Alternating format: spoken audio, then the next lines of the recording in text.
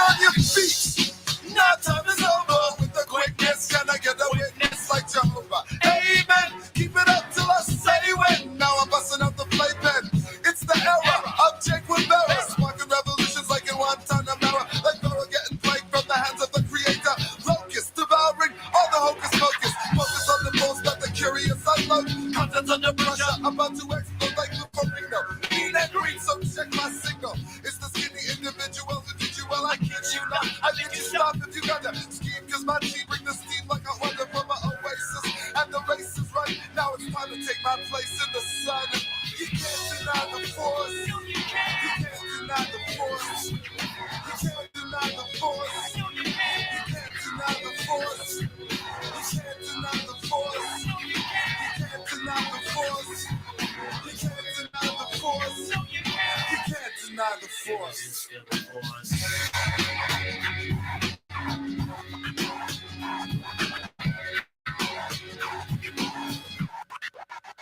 Resistance is futile. We got momentum approval. Invent the doctor dances cause our views get futile. It's brutal.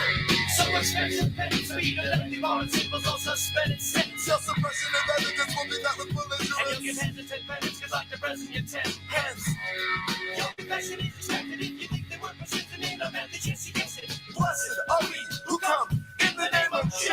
Our word spreads like a I declare it's a state of emergency, the president ascends. So don't expect a remedy, depend on me, humanity. It's enough for giving that you can't resist the skin. To give yourself a moving, it's still feel the wall of emotional you see. cross, pause cautiously. You can't deny the force. You can't deny the force. You can't deny the force. You can't deny the force.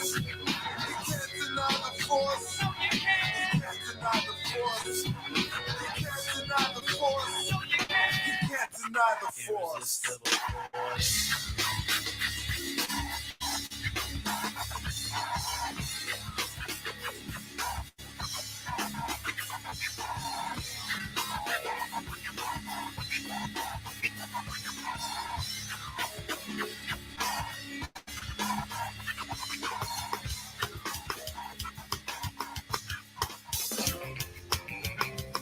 It's like we're back in the studio. Los Angeles, 1997. That's a good analogy. Greg Gurwitz behind the controls. This is Greg.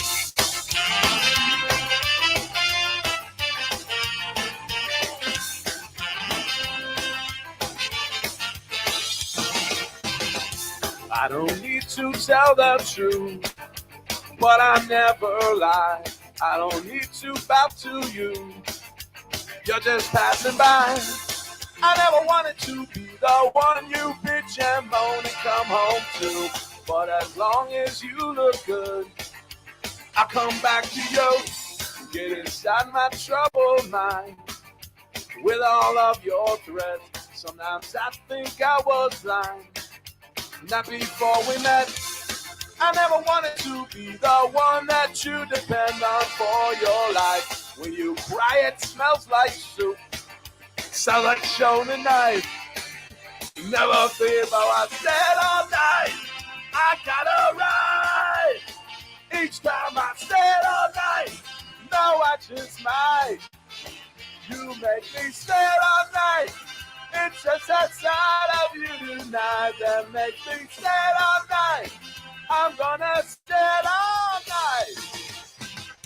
You're an evil little girl. I'm a twisted man, tearing through your perfect world. Make you understand.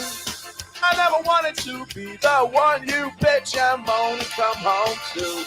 But as long as you look good, I'll come back to you and do the things you do. Stay all night.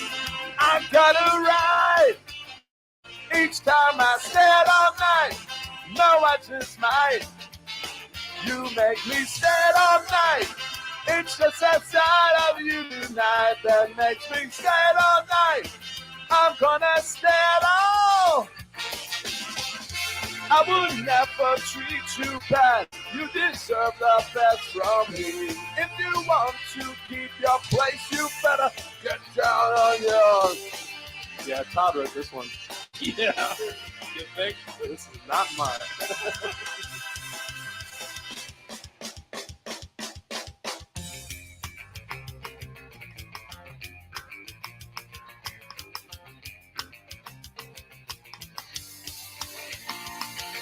Stayed all night, I got it right.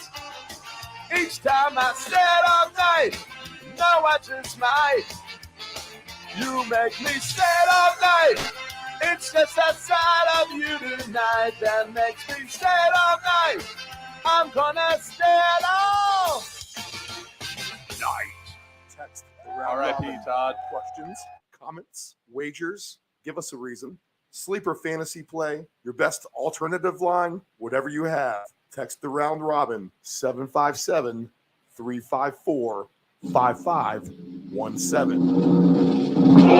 Can you see by the dawn's early light what so proudly we hailed at the twilight's last gleaming, whose broad stripes and bright stars through the perilous fight o'er the ramparts we watched were so gallantly streaming, and the rockets' red glare, the bombs bursting in air, gave proof through the night that our flag was still there. Oh, take us as star-spangled banner yet wave, for the land of the brave and the home of the brave. This is the Deep End Broadcasting Network. You are tuned in to the Round Robin with Stephen Murray on Deep End Broadcasting.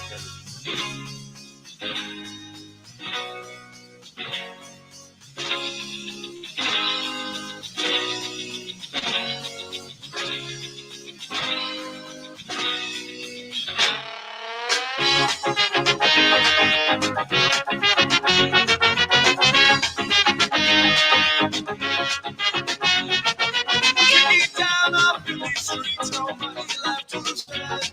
Still singing Bible night before my praise on. Way up ahead, I see the crowd and flashing through the lights. I'd rather see the college outside the free show. Never know what's going on. Just happy. This is the round robin. NFL Week 16 has been in full effect. I am Stephen Murray, your host. This is the Deep End Broadcasting Network, and we are broadcasting live from Chicks Beach, Virginia Beach, the United States of America. It is just after 7 a.m. Eastern Standard Time. We are streaming live on our website, deepend757.com, our YouTube channel, Deep End 757 Broadcasting, which has been getting a lot of pull here in the last few weeks. So we're excited about that. And across the various social media streaming platforms as well. I don't know about that TikTok thing. I just really don't know about it. Not willing to give up complete control of this show. I know once you're on the internet, you're all over the place. Something about that TikTok thing just doesn't kind of seem to ring right with us. So we'll continue to evaluate that. But good morning, Merry Christmas Eve, Merry Christmas. Hopefully wherever you are, you're safe, you're comfortable, and everything is good. If you're not in a good mindset, try to wipe that sweat off your forehead and come out of that corner fighting a little bit, find some exercise, and that should hopefully do the trick. Exercise will always make you feel better. So do what you can. I know there's a lot of COVID, RSV, strep throat, all kinds of things happening out there now. I see it all over the place in my little investigatings through the week. So hold your head up wherever you're at, fight through, and better days will always, always be ahead. And our boy Mike Lane, who we lost, wow, I'm losing track of the years at this point. 15 years ago, something like that. Has it been that long? I'm not sure if that's exactly the amount. But Mike, we miss you as we've lost you on this Christmas weekend, in which I must say Christmas really has never really been the same since. So, remember the ones that you loved, the ones that aren't here, go ahead and pour one out for them here this weekend. And Mom as well. I mean, not first Christmas without Mom. So I'll take Dad to go see her tomorrow on his birthday, and then we'll spend the time with the family here. But wherever you are, try to keep your head up, have a good holiday, and try to finish out this 2023 as strong as you possibly can with, whatever weight you're carrying on your shoulders. Hopefully you can shed that for 2024. I know January is a tough month just financially for everyone coming off of Christmas because it's such an expensive holiday. So do what you got to do to get by. Cut out booze for January. That's always a good one. I'll tell you what, you're drinking plenty of booze, disgusted at the world. If you are betting, what did I tell you guys last week?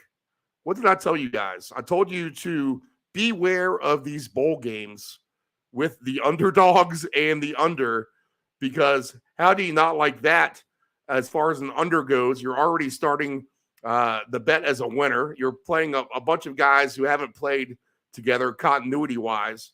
Now, we've seen a few overs, but there definitely have been some trending unders and some backdoor unders as well that have made you sick here in the last couple of days. But how about the underdogs in college football yesterday?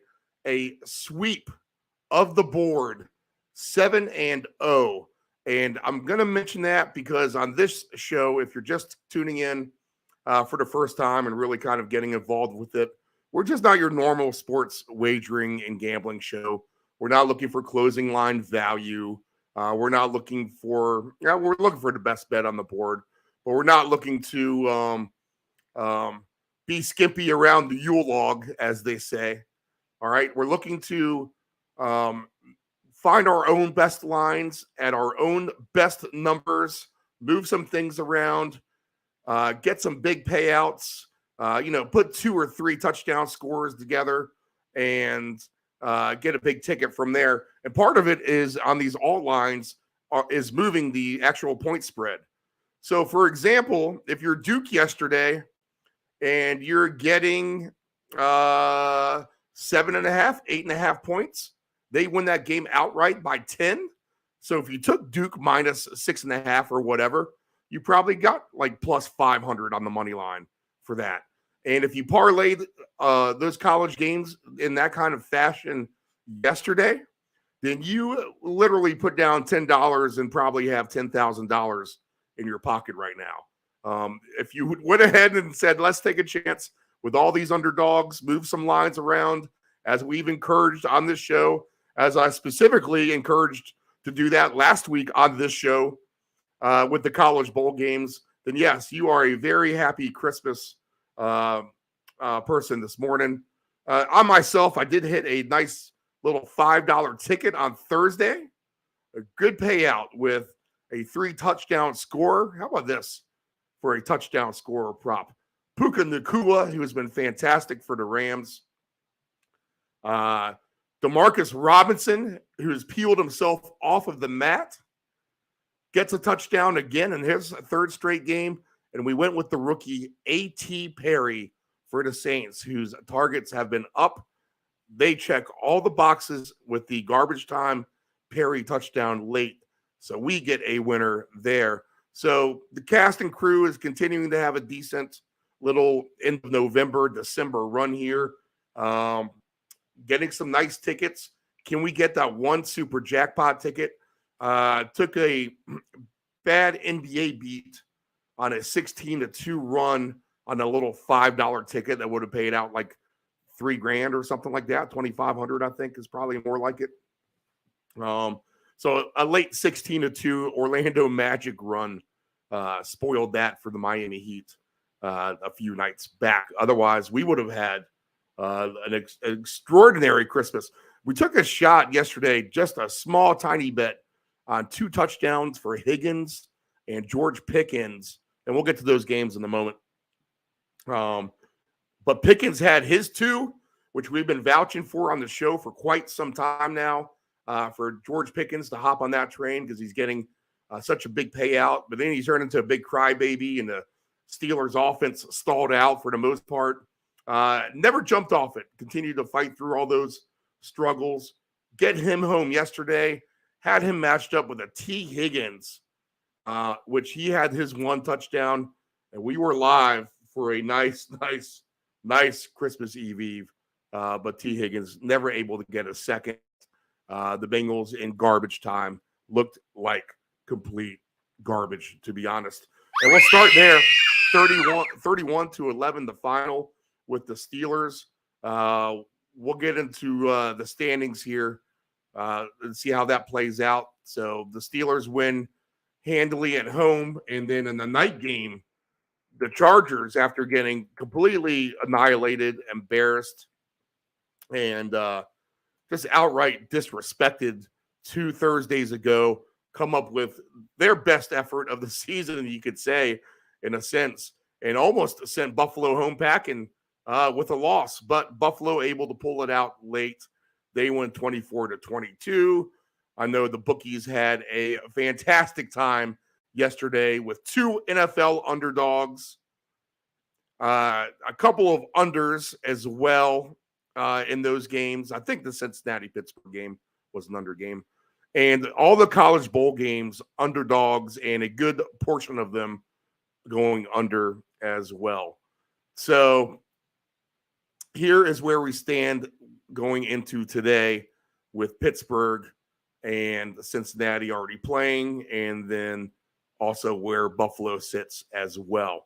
Starting in the AFC, and we'll go division-wise first. In the East, all right, if the Cowboys can beat the Dolphins today, then the Bills do sit just 1 game back. And if Buffalo does win out, they'll have the head-to-head tiebreaker with Miami, and Buffalo will win the AFC East. All right, the Ravens, they can clinch. Did they clinch the division? No, they clinched. Yeah, they did. Let me make sure I got my right asterisk correct. Yep, so asterisk here. Ravens clinched. All right, so they're in with first round playoff game at home, and their division is clinched. So all your division tickets of the Browns, Steelers, and Bengals, you can go ahead and rip those up. I think via the Steeler loss yesterday is probably what gave it to them, because Pittsburgh, in essence, could have had a little bit of a head-to-head there. Jacksonville, right now, look at this, 3-way tie, AFC South, Jacksonville, Indianapolis, and Houston, all 8-6. Tennessee eliminated from the playoffs at 5-9. Kansas City is at 9-5 overall. Denver is 7-7. All right, so if the Denver has any hopes to move on, well, if New England wins tonight, I think that will be it, right? Well, a New England win and a Kansas City win should give Kansas City the division this weekend. All right. Playoffs clinched for Dallas and Philly. Division undecided. Both are 10-4. All right, so we'll see how they go down the stretch here. The Eagles with the easier schedule for sure. Dallas with the tougher game at Miami today. Philly have the Giants twice still, and the Cardinals. Cardinals are a home game as well. Detroit, 10-4. They can wrap up their division with a win against Minnesota this afternoon. So you can get a lot of division winners here, or at least be very live on your couple of tickets if you have some preseason bets here on Detroit for sure. 49ers for sure. 49ers have clinched their division, so they are good to go. All right, Z is clinch your division. Okay, so I'm sorry. The Ravens have not clinched their division, but they can do so. Yeah, I figured that didn't make sense. So the Ravens did not clinch the division, and actually, I'm not sure if they can today. We'll have to take a look at that scenario. Is that listed here? Let's see if I can get that real quick. With the Ravens.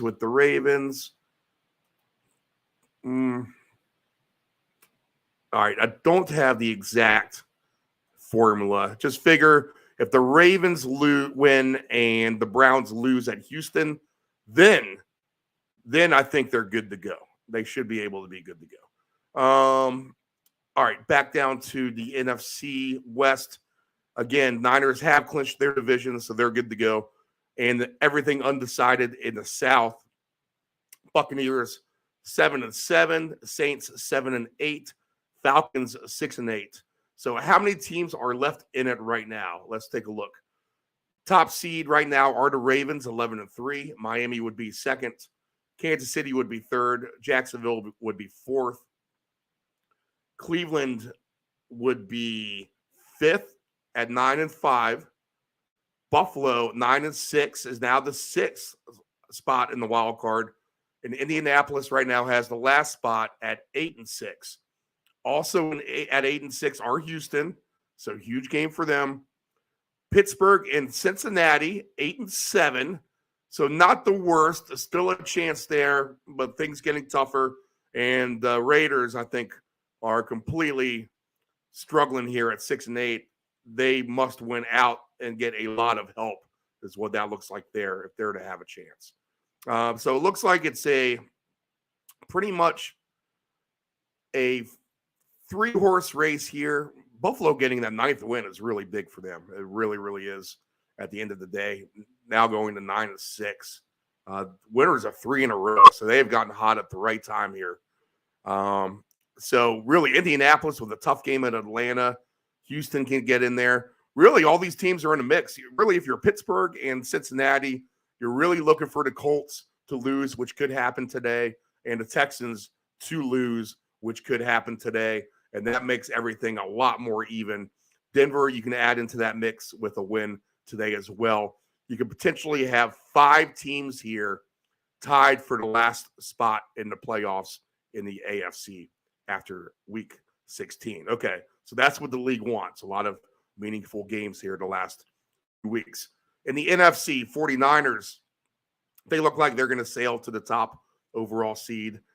Dallas is now your number 2. They've jumped over Philly, virtue of a tiebreaker here. The Lions, they are third right now. Buccaneers have won 3 in a row, so they're hot.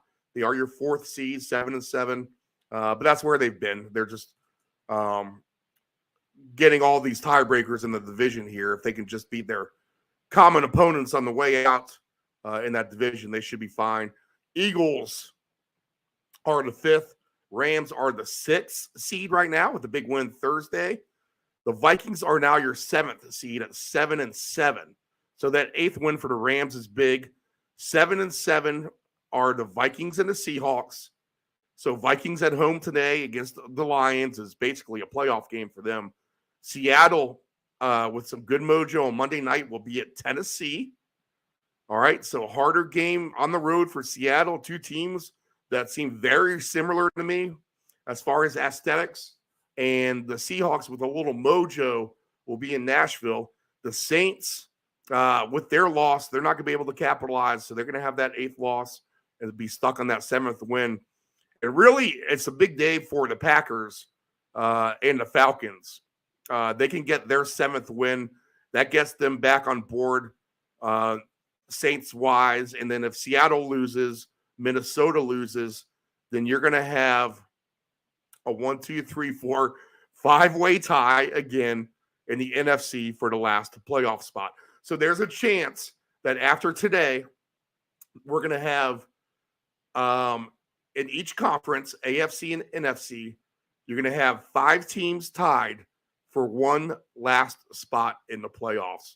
And yes, I would say that is what the NFL wants here down the stretch.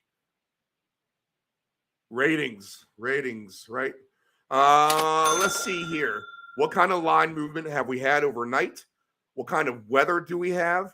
And if you're just tuning into the show for the first time, I kind of meant to transition into this. Of course, I lose track of things. And we talked about moving other lines, et cetera, trying to find our best odds for our numbers, et cetera. But the root of this show from the get-go is when I'm working early in the morning, or was working early in the morning, which I am doing now. I guess technically this is work for me, although this is fun, keeps the creative mind alive. No matter what, you got to keep that creative mind going, keep the thoughts flowing. So this helps to do that a lot. And in that aspect, when I turn on radio early, working on a Sunday morning, there's just no live content. It's mostly replay stuff. So here I am giving you updated lines, fresh weather reports as the worst meteorologist on the station, I must admit. And we go from there. We take the lines the way we want them, get a good feel for how the landscape of the situation at hand.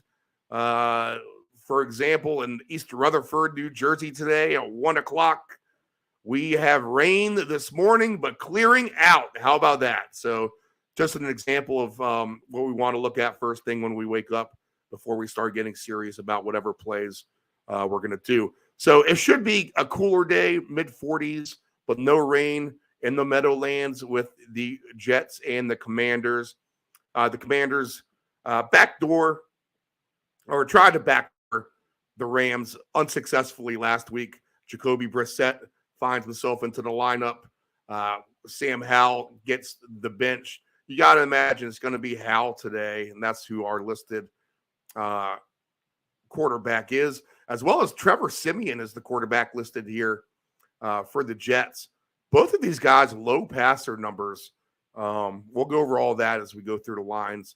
But the Jets, after getting skunked on the road at Miami, the Commanders with another bad loss, they will play each other. Jets minus 336.5.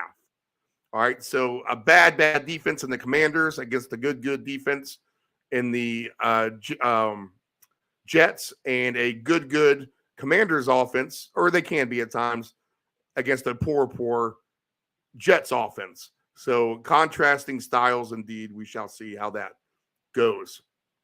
In the Dome in Atlanta, this line has jumped up to the Falcons minus 2.5. But this it did that here late in the week with the Falcons. Over under now 44.5.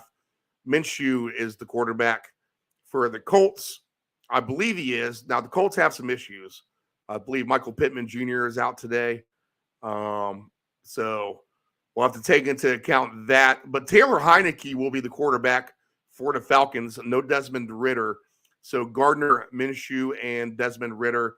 And when we get to those quarterback props, both of those are fairly low numbers today. Green Bay and Carolina in Charlotte. This is the one place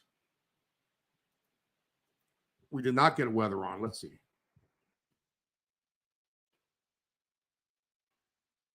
You got to assume it's decent. 66 degrees and sunny skies down there in Charlotte this afternoon.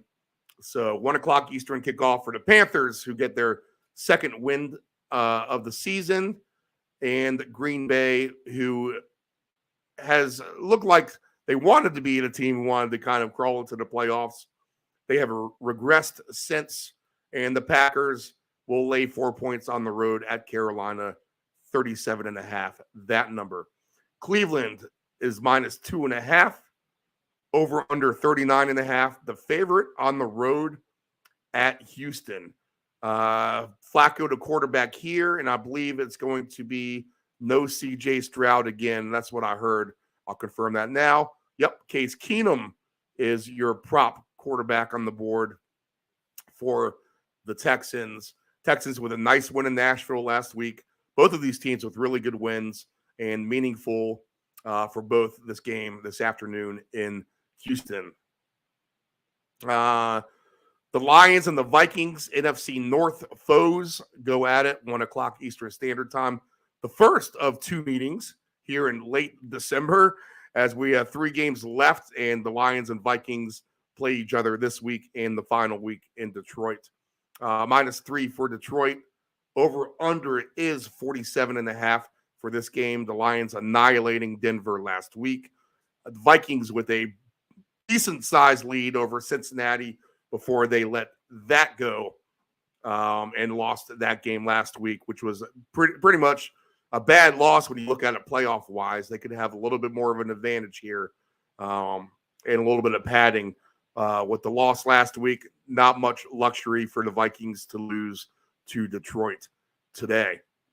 Last 1 o'clock game is in Nashville. This spread 3.5 for the Titans at home, over under 41.5. How hard will they fight after being eliminated from playoff contention? Well, Seattle and Pete Carroll and company will come to town, laying 3.5. DK Metcalf's been phenomenal. Kenneth Walker III is back in the mix. He scored last week as well. So we'll get into all of that as we go. Seattle -3.5. The big win Monday night against Philadelphia. Tennessee blowing a 13-0 lead to Houston and losing 16-13. A lead they had early and never scored again. 4 o'clock window, the 4:05 game, Jacksonville and Tampa Bay. This is your big line mover. Yeah, all these lines that I've just mentioned have not moved at all. I mean, they've stayed basically right where they are, except for this game where Jacksonville has flipped to a favorite. So a full 3-point line move, right? 4-point line move now to Jacksonville. Now that Trevor Lawrence is going to be playing quarterback. Over under is 43.5. Let's see if they officially list Lawrence. They do. So it's Baker Mayfield and Trevor Lawrence in this Florida, East Coast of Florida, at the West Coast of Florida matchup. The Buccaneers have been nice. I think the Jags miss Christian Kirk. I'll say that a little bit here. And a good game, 4:05 Eastern Standard Time. Maybe not as great of a game. 4:25 in Chicago. No weather in either Nashville or Tampa Bay, by the way. We have plenty of nice temperatures along the map. And even here in Chicago, we're talking about lower 50s, nothing crazy with the wind. You got to remember Arizona went up to a bad Pittsburgh weather scenario and won that game easily. So I'm not going to use weather as an issue today in this game. The Bears -4 and 43. Cardinals coming off loss to the 49ers, which everyone does. And the Bears blowing a lead to Cleveland. The Bears blow leads. That's what they do. They need to figure out how to win these games late, or they would be in the playoff mix themselves. But the Bears -4 and 43.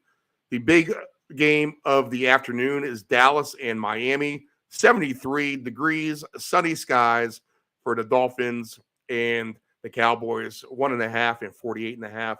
I think that total is going to be too low.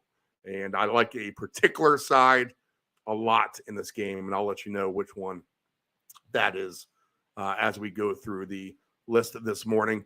But a beautiful day for points setting up down here in South Florida with the Dolphins and the Cowboys.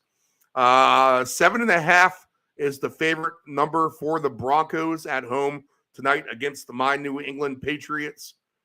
35.5 is the total. This is going to be the cold weather game. We're looking at low 20s for a high here in Denver. So they are in a cold spot. I'm not going to be too sad to be missing that cold weather. We had that 4-day cold spell here in the mid-Atlantic of Virginia last year where it was 20 degrees. And you can get used to that kind of thing, but not when it's been like it is here in recent years, which means a cold December is 52. We've had it very mild here in the Mid-Atlantic region here in Virginia. So we haven't had to deal with any extremes, and hopefully we don't. I'm going to knock very loudly on some wood. I got it all around me. But the hot and cold mix do lead for an interesting allergy scenario as well if you live in these parts. So cold weather game tonight. Know that it's going to be frigid, Denver and New England. Raiders and the Chiefs. Not bad weather here. 50s for this one. A little bit warmer than you would think. With Kansas City, 10.5 is the favorite. 40.5. This line has held stagnant as well. The Raiders coming off the most points in their team history, 63 against the Chargers, winning 63-21. And the Chiefs coming off the win at New England. They had to kind of grind that out. It's not like New England was a walkover for them. So we'll see what the crew thinks about that one. First game on Christmas Day. Weather not an issue in Philadelphia for the Monday 4:30 p.m. game. Christmas Day, minus 13.5 for the Eagles and 43 the total there. And let's see. I don't think we have the update for San Francisco weather. I should have asked Dave Del Grande. Let's see here. San Francisco weather on Monday, 58 degrees, a little bit cooler, 47 for a high. So that's cold for them. But clear skies, wind should not be an issue for the game with the Ravens and the 49ers. Both of these teams coming off road wins last week.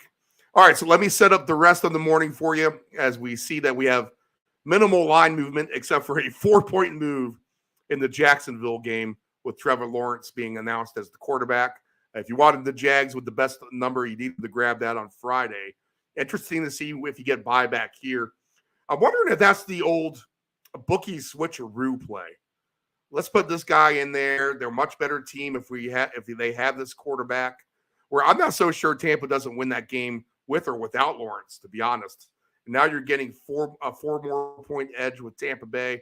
Just something to think about. If you like Tampa Bay all week, regardless, then you must like this line move. And I've said it before, Tampa Bay has been in a little bit of a sweetheart of mine, but they are a veteran team with veteran players, good defense, good skill weapons as well, and a defensive-minded coach. So they have all the ingredients to be a feisty, tough out. And at home today, they'll have a chance to win another game against Jacksonville and really solidify themselves there in the NFC South. All right, so let's set up the show for you. What we'll go ahead and do is we will get on our man Dave Del Grande first. We have him on all the time. We bring him in from Castro Valley, California. He is a columnist at Field Level Media. He is also a senior analyst at Stat Factor. He is also the founder of MrFantasy.com. So I found Dave about 15 years ago when we did the old podcast on the Tailgate Players back in the late 2000s.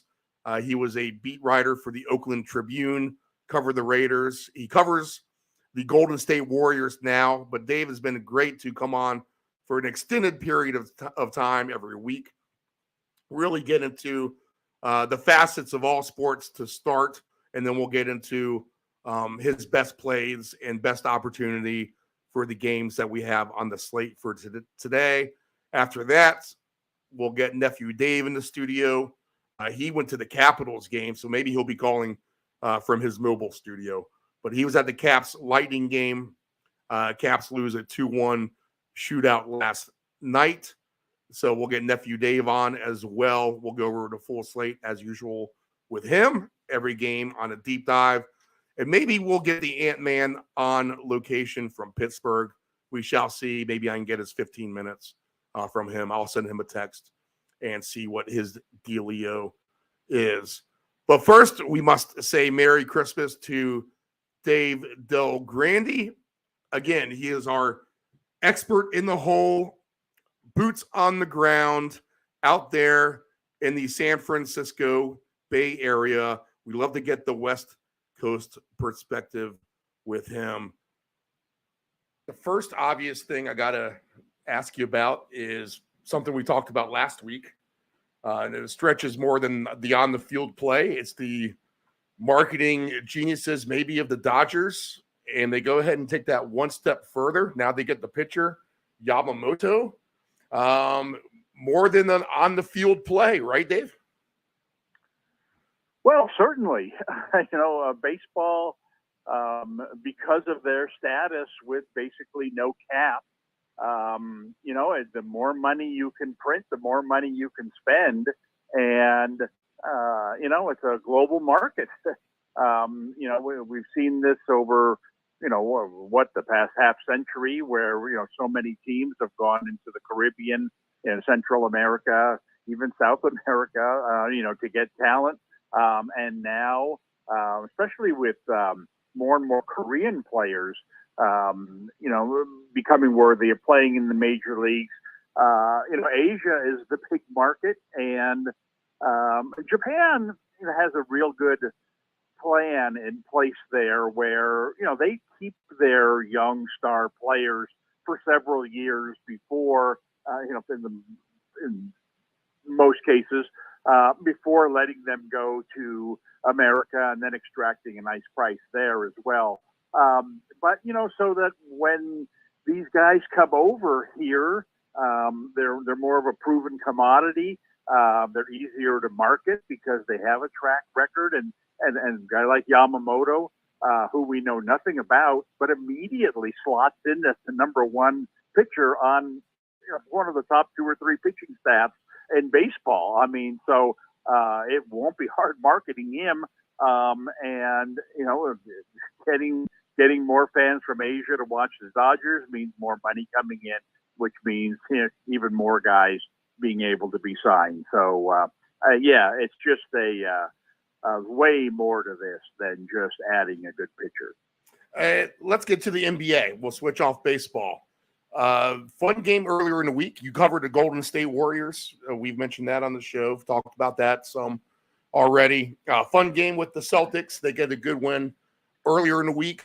But just a general statement, and this is when the NBA kind of gets going in a lot of people's minds with that 5-game Christmas Day deal that they have. And the NFL has done its best to try to steal the show from them on Christmas Day here in recent years as well.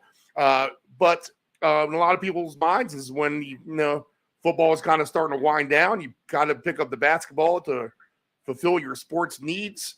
Just generally speaking, I look at the East, I look at the West. I see a team like the Knicks who are playing very, very well this time of the season right now. And a good swing out there in the West Coast.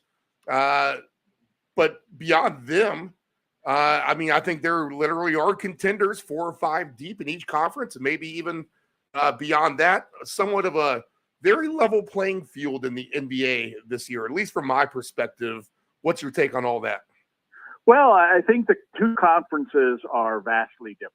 I think you're right. In the Eastern Conference, there does seem to be some teams that are moving up. Cleveland has not necessarily had a good season, but if Mitchell is still with them and is playing well, then they're certainly a contender in the East behind Milwaukee and Boston and Philadelphia, of course, being the obvious 3. Orlando's having a really nice season. The Knicks, like you said, are having a really nice season. To me, the big story in the East is Milwaukee. They've been a big disappointment in my mind. Granted, it's very early in the season, and as long as they show up for the playoffs and Middleton and Lillard are healthy, to go with Giannis and Lopez, they will be at least a co-favorite going in there with Boston. But it hasn't worked yet. And it has to be a little bit concerning. I think they're going to have to consider making some kind of move at the trade deadline coming up. I think the conference now has become Boston's, to lose. I think Boston has the best starting 5 in basketball. I don't think there's any doubt about that. Problem with Boston is they only go 6 deep. I mean, basically they have Horford coming off the bench, and that's about as good as you can get coming off the bench. But once you get down to 7, 8, 9 on that team, you're talking about guys like Hauser and Pritchard and Cornette and these kinds of guys, and these are not really NBA playoff type players. So Boston, is got to have their fingers crossed that, Porzingis is not, a real stabilizing force. I mean, he's already been in and out of the lineup a lot. If he's not healthy come playoff time, then they're in big trouble, because then they, then they go down to basically having 5 guys. And I think that would really open the door for one of these long shots to come in. But for now, if Boston, with Brown and Tatum and Porzingis and White and Holiday, go forward as a healthy 5-some going into the playoffs, I think Boston is, to me, easily the favorite in the Eastern Conference. Now, the West is completely different. I mean, West, you've got some teams who, think they're going to be contenders this year, and I'm not buying it. And I'm talking about Minnesota, Oklahoma City, and then to a lesser extent, Houston, when we know Houston's not going to be there at the end. But Oklahoma City's still way too young to be, competitive in a playoff situation. I take any of 5 or 6 teams. I mean, I look at a team like the Warriors, who I don't think are a great team this year. They'd love to draw Oklahoma City in the first round of the playoffs with their kind of experience against, Oklahoma City's no experience. I think Minnesota is a team that is more tailored to the regular season. I think come playoff time, there's going to be a lot of pressure on Edwards to perform at a star level on the same court with LeBron or with Curry or with Jokic. And I don't think he's proven to be that kind of talent quite yet. And so I think the West remains wide open. I throw out everything you've seen so far in the Western Conference, with the exception of the Lakers winning the in-season tournament. I think the Lakers demonstrated there that when they decide to take things seriously, they're as good as anybody else in the Western Conference. And so I think the Warriors, if they're healthy, remain a factor because of their experience. Obviously, Denver's going to be there. And we've seen the Clippers, when they have all their are running on all cylinders, and with Harden having come in surprisingly and played pretty decently, they're another team that, I take them in a heartbeat over Minnesota or OKC in a playoff series. So I think, anyway, my bottom line is, other than the fact that I'm concerned about what's going on with the Bucks, I'd say throw everything out we've seen so far. Heck, I wouldn't even pay attention until after the Super Bowl. Because nothing in my mind has really changed. Let me get back to Boston real quick. Players that just kind of get lost in the shuffle or fly under the radar. And this guy's been fantastic on the props. 3-pointers, his points, but even his court leadership. I mean, in a team that kind of has a bunch of different X factors on its roster. I mean, this guy may be the ultimate X factor and a player I think a lot of teams would really want on their team. But I'm talking about Derek White. Have you just noticed how good of a player that guy has been? Oh, absolutely. When you started, talking about all of the accolades of this guy, you hadn't mentioned his name. I'm like, you better be talking about White. Right. I think one reason White has, there are 2 reasons, I think, in my mind, other than the fact that he's a very good player, why he has kind of exploded this year. Number one is that Drew Holiday really hasn't had a good season for them yet. I don't know. He looks old to me. He looks a little Chris Paulish to me. Right. And that's got the ball into White's hands a little bit more often.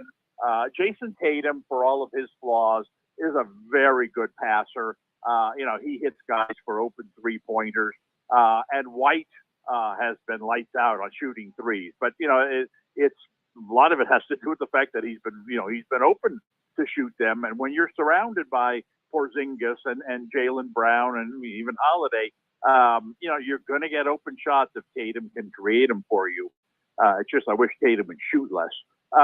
Right. And, the other reason, as I mentioned before, is Boston. If you watched this game against the Warriors the other night, and it was on the front end of a back-to-back. So, and we're without Porzingis, that they were a little concerned about well, let's get into the Golden State. Let's take care of business. But we got a tough game tomorrow night against Sacramento. I think the plan was to keep the minutes down for their starters. And lo and behold, now the game went into overtime, but lo and behold, every one of them played 35, 40 plus minutes. And I think, this is helping White. I mean, he's not playing 32 minutes a night like a lot of other players are this time of year. He's playing upper 30s because they don't have a lot of depth on that team. And so, will it burn him out by the end of the season? I think he's young enough. I don't think that's really a concern of his. But he's surrounded by great players and he's getting a lot of minutes. That's a great combination. You kind of hit on a good point and a good transition I was trying to make here as well. It seems like load management is down, but that might be hidden in the minutes that these teams have been shaving off as far as playing time goes. I've been noticing it wasn't so much at first, but definitely there's a lot more blowouts here in the last month or so. And for someone like me who likes to take the Knicks minus 16.5 over the Nets or something like that, that has fared very well. So have you noticed kind of the blowouts? Some of these guys got a lot more rest here in the second half, et cetera, et cetera. Has that caught your eye at all? Well, you're talking to the guy in the market here where the Warriors have had an amazing streak of games decided in like the last minute. They've had, the last, let's see, which night was it? Friday night when they played the Wizards, they won by 11 points. It equaled their largest margin, win or lose, right? Since October. They had played, I want to say, well, don't quote me on the numbers here, but I want to say 22 of their 28 games were all within 5 points in the final 5 minutes of the game. Every game was tight. So, I've witnessed the other end of that spectrum. But I think you're right, though, that two things have happened regarding load management, and I think it was a good thing by the league because, you can't just ask teams to play, exhaust their star players and put the playoffs, the future of the team at risk without, throwing a crumb back to the team. And the crumb that the league threw back is fewer back-to-backs. That's the killer. That's where you get your load management. You don't, Kawhi Leonard, I believe, played in every one of his team's first 25 games. And it's like, wow, is he not? Shocking. He's all of a sudden. The Clippers get an A+ as far as. Right. Is his back all of a sudden great? No. I mean, if you look at the schedule, these teams have not played a whole lot of back-to-backs. And as they'll play less or fewer of them moving forward as well. They'll still be there, and there'll still be nights when these guys, get a night off here and there. But the league has really, mandated, just make sure when you do it, it's not for a nationally televised game. And like I said, and the league has given the teams a break on the back-to-backs, as part of, okay, we'll do this if you do that. So I think that, I think the load management thing is still there, but they've found a way now, like you said, instead of taking the full game off, let's just cut guys back, 4 minutes a night, and get them out of there earlier in games that are blowouts. And so, I think that's what we've seen so far. We can pick up the NBA chatter a little bit more when we get into the playoffs, but I wanted to give you the greedy NBA ticket bad beat of the week. Can I give that to you? You can. All right. And for all you people out there who are tuning in, the greedy ticket are the obnoxious lines that I'd kind of tend towards with the big plus numbers, where the non-greedy ticket or non-greedy play would be a play more conservative, your average of, run of the bill minus 110, maybe a plus 130, plus 150 if you're really frisky. But the greedy bad beat of the week, and this was a winner. Now you got to keep in mind, these are like 25-cent bets at the end of the day. So I think the total cost of this ticket is like $6. But what it was an NBA 5-team round robin parlay. And the payout on a $5 or $6 bet like that can be pretty exorbitant if you're obnoxious enough in moving the lines. So the plays were this. I took the Pacers over to Hornets, I think minus 20.5. They cruised to victory in one of the blowouts we talked about. I took the Knicks at the Nets, across town. Let's just kind of beat these guys up. We're a better team, and we've been playing well. I think I took them like minus 14.5 or something. I think they won by 21, so that wasn't an issue. I jumped on the red hot Bulls ever since they kind of Zach LaVine's gone out of the lineup and Colby White's come in. They've been on fire with Colby White. And I don't know how good if you've been paying attention to his stats, but he's been a prop monster as far as his overs go. So the Bulls on a obnoxious minus, I think it was just 9.5. I think is what it was, but they won by 17 or 18. So all three of those checked the box, and that got me a cash win of about $200, which would have been about $2,000 if this didn't happen, because the fifth leg was a complete. I think I had the under in the Sixers game. That thing sailed over, so that didn't have a shot. But I had the Miami Heat at Orlando, and they were plus 5.5 on the normal game line. Of course, I moved the line to minus 9.5 for the Heat, which is at a plus 580 number. Yes, probably a little too greedy when I was thinking about it at the end of the day. And they were up 22 points or so late in the game. Orlando goes on a 16-2 run to basically kind of get it there around the 7-9 range. And, of course, Miami only wins by 9, so that loses by a half a point. So the ultimate greed that there, Dave Del Grande, cost us a little extra. But how about that? Just do you have any thoughts on NBA gambling overall when it comes to that type of thing for our audience? And the best advice is don't do it, really, to be honest. Well, I think what you're seeing in the league, I mean, this kind of, piggybacking on what I said earlier, is that you've got a lot more young teams in the league that are actually pretty good. Teams that have decided over the course of the last 3 or 4 years to just blow up what they've got, go with a bunch of young guys. And when you do that, you end up, with a team like the Spurs, who have really 3 or 4 legitimate NBA players and not much depth.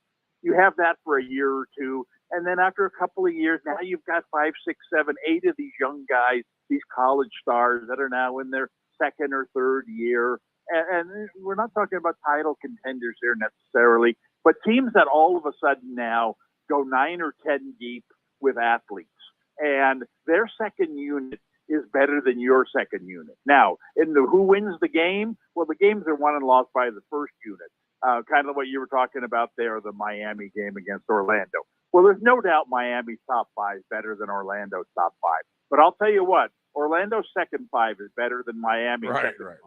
And what you don't want is, if you're going to cover 9.5 points in that game, what you'd rather have is Miami winning by 2 with 2 minutes to go and then making a bunch of free throws and winning by 10, rather than being up by 18 in the middle of the fourth quarter. Both teams emptied the bench, and now all of a sudden Orlando's got far better team out there, and they come back and they lose the game by 9. So what I would say is, these young teams are not going to give up, and these older, more established teams, they have no interest in blowing teams out. They're more interested in keeping their veterans' minutes down. They've spent all their money on frontline players. They don't have, I don't care who you're talking about. I mean, you could be talking about the Celtics against, the Pistons. When the Celtics and Pistons go to the final 6 minutes and all the starters are out of there, the Pistons actually have better players on the court than the Celtics. And so, something to look at, in my opinion, in blowout games like that, take a look at the young athletic teams and take them for the fourth quarter. Find the number on the game. I don't know what kind of number. Yeah, you good put on a advice. game Yeah, like that. well, you can get a But, good all-line number live with the team you're talking about coming back. Right, and we got Boston. Boston went in by 22 going to the fourth quarter against Detroit. What kind of line are they going to put on the fourth quarter of that game? Maybe they put a pick'em up on something like that. That's like, whoa. Detroit's going to have the better team on the court and is going to be trying harder in the fourth quarter of this game. And I think you see a lot of those types of situations in the NBA these days. And these young teams are pretty easy to identify because, like I said, teams like Oklahoma City, Houston, Orlando, they're starting to make a little name for themselves. And that's what that's telling you is, look at those teams. And yeah, Oklahoma City has a superstar player, but Houston certainly doesn't. Orlando, Panchero's headed in that direction maybe, but they really don't either. They've become better because they've got, over the course of the last 3 or 4 years, they've stockpiled a nice collection of young talent. A lot of it's, coming off the bench. And these are the guys, who are going to win or lose, fourth quarter action for you. I'd rather have these young guys, forget the team names, forget that it's Golden State against, Detroit. And, just look at the, Golden State's an old team. Detroit's a young team. The young team's going to win the fourth quarter more often than not in games like that. Bad benches that come to mind. One that really just pops off to me is Dallas. To be honest, without Luka or Kyrie, they really seem to really not have much. But what are maybe the top 1 or 2 or 3 bad benches that you can think of right off the top of your head to kind of add to this fact? Well, again, I think what you should look at is who are the better teams, because the better teams in the league are the teams that A, have superstar talent, B, spend all their money on superstar talent. So you look at a team like Milwaukee. Milwaukee has no interest in developing a bench.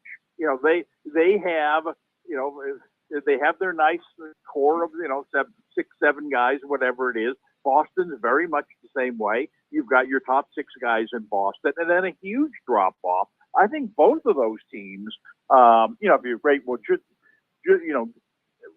I'm going to draw the line at 7 because you top 7 guys won't be playing the fourth quarter. Guys 8 through 15 are going to be playing. So if you're looking at guys 8 to 15, I would rate the Bucks and the Celtics and the Lakers and the Nuggets. I'd rate all 4 of those teams in the bottom 10. Wow. All right, cool. Yeah. Good insight. Good insight. Yep. And those are the teams that are most likely to be ahead by 20 going to the fourth quarter. And then that sets up perfectly. Right. Okay. All right. Good stuff. All right. Let's get to this week where we're at. Week 16 already. Wow, man. I want to say week 15, but we're beyond that. We just have 3 games left to play. In some cases, just 2. So here we are, week 16. Our usual cast of characters are the NFC West and AFC West. How about this? Before we get to that slate, let's just reflect back to Thursday night because we had the Rams pegged for potentially to be a bad team. They have proven us wrong. We were looking for a midseason here, a team to kind of maybe not rise from the ashes, but to maybe make that strong run and maybe a good playoff push. And that team, lo and behold, looks like it definitely is the Rams, right? What kind of danger factor are these guys in the playoffs for everyone else, including the 49ers? I'd say very little. Okay. I mean, the Rams have been a great story, and have a very good chance of making the playoffs now. But you're talking about a whole different world when you're talking about going up against Philadelphia or Dallas or San Francisco in the NFC playoffs. Now, could the Rams compete with Detroit if they happen to draw them in, say, the first round of the playoffs? I'm not even sure they could do that. maybe if Philadelphia continues on the path they're on, maybe that's who the Rams have their eye on. Let's draw Philadelphia in the first round of the playoffs. They ain't looking so good. But I think I don't see the Rams beating the 49ers or the Cowboys, or even coming within 2 touchdowns in the first round of the playoffs. I just think that there's, especially in the NFC, I think you have these. Again, I'm not sure what to think of Philadelphia anymore, but I'll throw them in there anyway. You have these 3 teams that I think are way ahead of the pack. And if you make the playoffs, chances are you're playing one of these 3 teams. If not, you're playing Detroit. And so maybe the Rams, luck into that matchup. But even that, I don't think would go well for them. Great story, but I don't think they, in the AFC, could they sneak in there and beat some of these top teams that, some of them, like Kansas City, Jacksonville. Some of these teams are really floundering. Absolutely, but not. NFC is a different animal. All right, 10-4, roger that. So Seattle will be our only NFC West game here in the 1 o'clock Eastern time slot. So that leaves 1, 2, 3, 4, 5 other games at 1 o'clock. All right, do you have a fun game out of that bunch where you can see a bunch of points scored? Well, in the morning slot, I think there's some great matchups in the morning. Okay, let's get right to it. What's your number one matchup fun game? The clear cut, the best game in the morning, and in every possible way is Detroit and Minnesota. Yeah, agreed. Okay. That's kind of a no-brainer. Right. I think that not only is it an important game, but it's 2 fun teams, high scoring. Unfortunately, Minnesota, doesn't have their top quarterback, but they've had a couple of weeks to get used to a new quarterback. They've got Jefferson back. I think this is a team where, Detroit has not defended the pass well, but Detroit's been surprisingly good passing the ball. And so I think that adds up to a very high scoring game here. And I think that St. Brown, big game. You want your big guys to come through. I think St. Brown and Jefferson are both going to get a ton of passes thrown to them in this game. I think both of them are very solid plays to go over 100 yards in receiving. And then we got my boy Jameson Williams. I've been a little quiet the last couple of weeks after being well. Yeah, he got 7 targets last week, which was a good sign. And I just think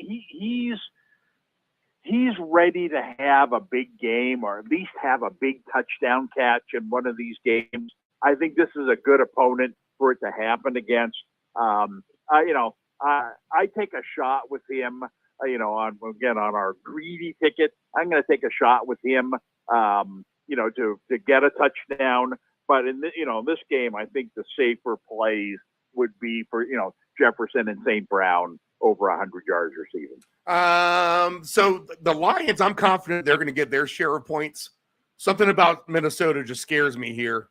And you got to think Detroit. I mean, the emphasis is, guys, man, this is kind of like a playoff kind of situation here. We kind of haven't played well in these kind of scenarios here this season. There's really a good chance to get a good road win. All right. So trying to carry over the momentum that we thought that they would have last Saturday night when they rolled Denver at home.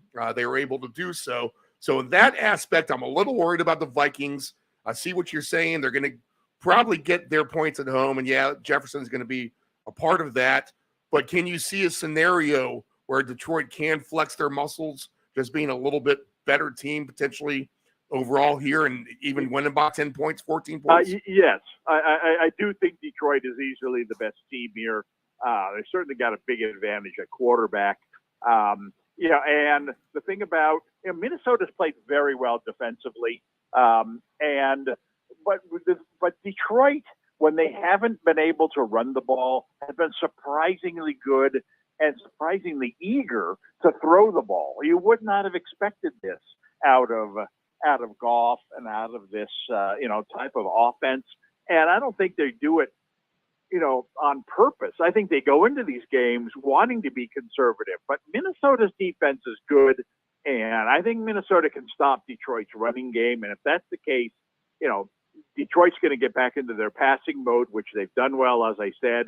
And it's, that could trigger a much higher scoring game. I think this is where, Minnesota is going to have to try to match points with them. I think this is going to be a very high scoring game. Yes, I can see Detroit winning this game 34-24. All right. So I like that line of thinking myself here. Okay, other 1 o'clock games. Yeah. Go ahead. So So now the one other one that I would touch on. Right. I first off, I think there are some good, prop type plays in these games. This game I wouldn't consider one of the top games, but I do think it's a good prop game, and that is Washington against the Jets. Oh, I agree. I agree with that 100%. To be honest, Washington has been borderline terrible in recent weeks. Well, they both have been, kind of, but yes. Well, right, but at least the Jets have been playing defense. Right, I think the Jets' defense could dominate this game, and if it does, then they won't have to throw the ball, which we all know they do very poorly. But Washington's given up a ton of rushing yards. I think the Jets can get into a run, an all-running type game here. I think they're going to have a lot of success on the ground. I think Hall is a very, very, very strong player to score a touchdown in this game. I think Cook could also score a touchdown in this game. I think both of them, are want to take a shot, parlay the two of them each to score a touchdown in this game, because I think this is what Washington has just given up. This is the perfect opponent for the Jets to play in their current state. A team that's not going to stop their running game. Right. So I'd look at both of those guys. Now the last game, the fun game, the other fun game. 7-1 odds, by the way, of the both score. That's count me in on that. All right, go ahead. But I think Hall, you want to take a non-greedy play. I think Hall scoring a touchdown is a very, very strong play. We'll throw him on the non-greedy ticket to start. Then, right. Do you want to put St. Brown on there for 100 yards as well? Yes. All right, so we'll do that. And the other game is two teams we've talked about a lot. That when they play at home, they tend to score a lot of points. They're playing each other this week. Atlanta. Yes. Indy and Atlanta. Yes. The difference here is that Indy, I'm not sure who's running the ball this week for Indy. Right. They kind of they hope Taylor comes back, but I'm not sure. I'm not sure he's ready to go, and I'm not sure that he had a broken thumb. You don't really want him handling the ball that much. He's certainly not going to catch any passes. And last thing you want is a guy with a broken thumb fumbling a ball in a game that very big game. Indy goes into this game thinking, man, we win this one, we're in really good shape. Well, you're not that good. You need to be firing on all cylinders. You need Taylor to have a big game here. I'm not sure he's ready for that. In that case, we need Moss to have a big game here. I don't even think he's playing in this game. And so we could be talking about a third string running back here for the Colts, which, forces them into more of a passing game, which is not their thing. I think Atlanta's going to win this game. And I think that's because Indy's defense, they'll be able to ball control against Indy's defense. When Atlanta's able to get back into their let's run the ball, kind of similar to what I talked about the Jets, if Atlanta can get back into this, let's run the ball 30 to 35 times against this opponent and keep pounding them, then that's when they're at their best. I think that they're going to be able to do that in this game, because I don't think Indy is going to be firing on all cylinders offensively. I think Atlanta can control this game. I think that Algier, is a very, very, very good play to score a touchdown. I think that, Bijan, this is a big game. Atlanta's all of a sudden back in it. And Bijan Robinson has been a guy who at the beginning of the year, wow, glad I drafted him in the first round of fantasy, to the point where 5 or 6 weeks in, oh geez, why did I draft a rookie running back in the first round of fantasy? But he's their guy, and I think that this is the kind of opponent where he needs to step up and have a big game. I think he will. I think he's a he's a guy that could rush for 100 yards in this game very easily. And he also catches passes. So I think that there's a green light here for Algier scoring a touchdown. There's a green light here for Bijan Robinson, rushing total as well. So that's where I would go with that game. Algier is plus 230 to score a touchdown. Bijan over under is 59.5 for his rushing yards. I like both of those. Do you want to put either one on the non-greedy ticket?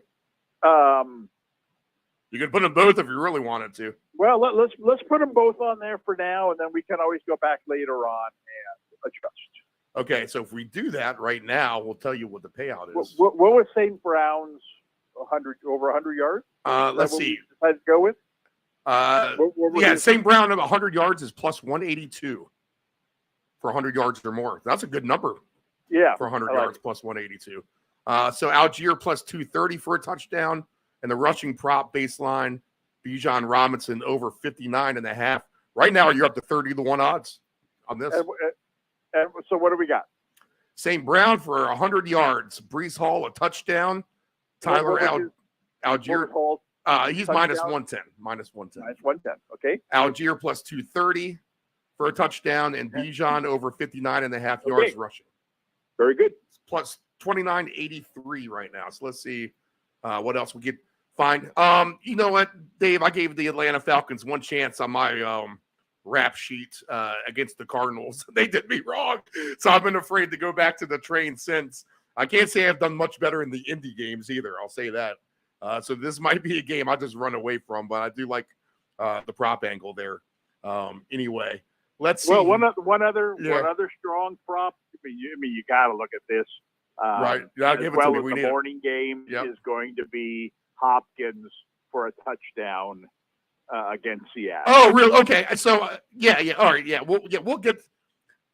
Okay. Let's talk about the Seattle game. And I got one other 1 o'clock game I want to throw at you. All right. But Seattle here, they kind of. I mean, I'm not going to say they surprised me on the road because the way Philly's been playing here, but they showed me a lot of guts. They really, really did. I kind of figured that may carry over, and I get it. We've said it before. Nashville's kind of a odd place to play. Titans play really, really good at home here. If they're a little deflated after last week and really putting up a stink job, I kind of like Seattle to win this game. But you like Hopkins for a touchdown? Do you think Tennessee wins this game or Seattle can? It's a tough game for Seattle, like you said. It's a tough trip. I think these teams are very similar. Yeah, they mirror each other a lot, don't they? Yep. Yeah, and I think it could go either way. And just because it's a bigger game for Seattle doesn't mean they're going to win it. I think it's going to come down to a field goal at the end. What's easier to project in this game is, well, how are the points going to be scored? And I see this as being a battle between two very similar receivers with Hopkins and what's the big guy from Seattle? DK Metcalf. Yeah, I think Metcalf can have a good game here. I really do. Two big time targets, two big. I think Seattle's more vulnerable to passing than Tennessee is. But and you've got two kind of questionable quarterbacks going here. I think they're going to lean on their top receivers. So I think Hopkins to me, he's been more consistent. He seems to score a touchdown every week. I'm guessing he's a minus number to score a touchdown this week. Hopkins is plus 190. Plus 190. Yep. Okay, I like him. Let's add him to our ticket. Okay.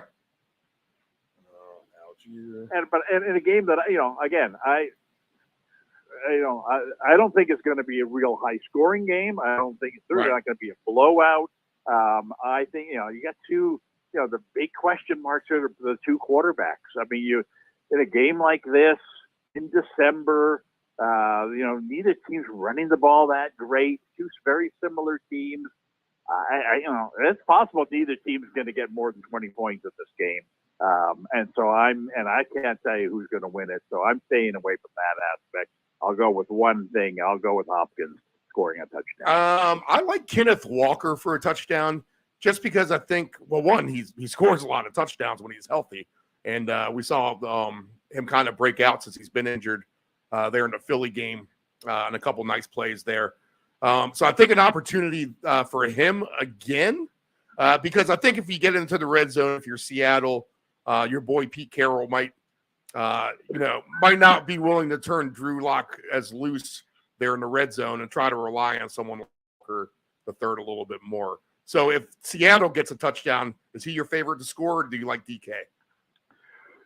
Well, I do agree with what you said there, and I think Tennessee, to a lesser extent, would have the same philosophy, and that is, man, do we really trust our quarterback, or would we rather run it in, given the opportunity? But I just think that Seattle's pass defense is way more vulnerable than Tennessee. So, yes, I would say that if either team's going to get a rushing touchdown in this game, I would say it'll probably be Seattle.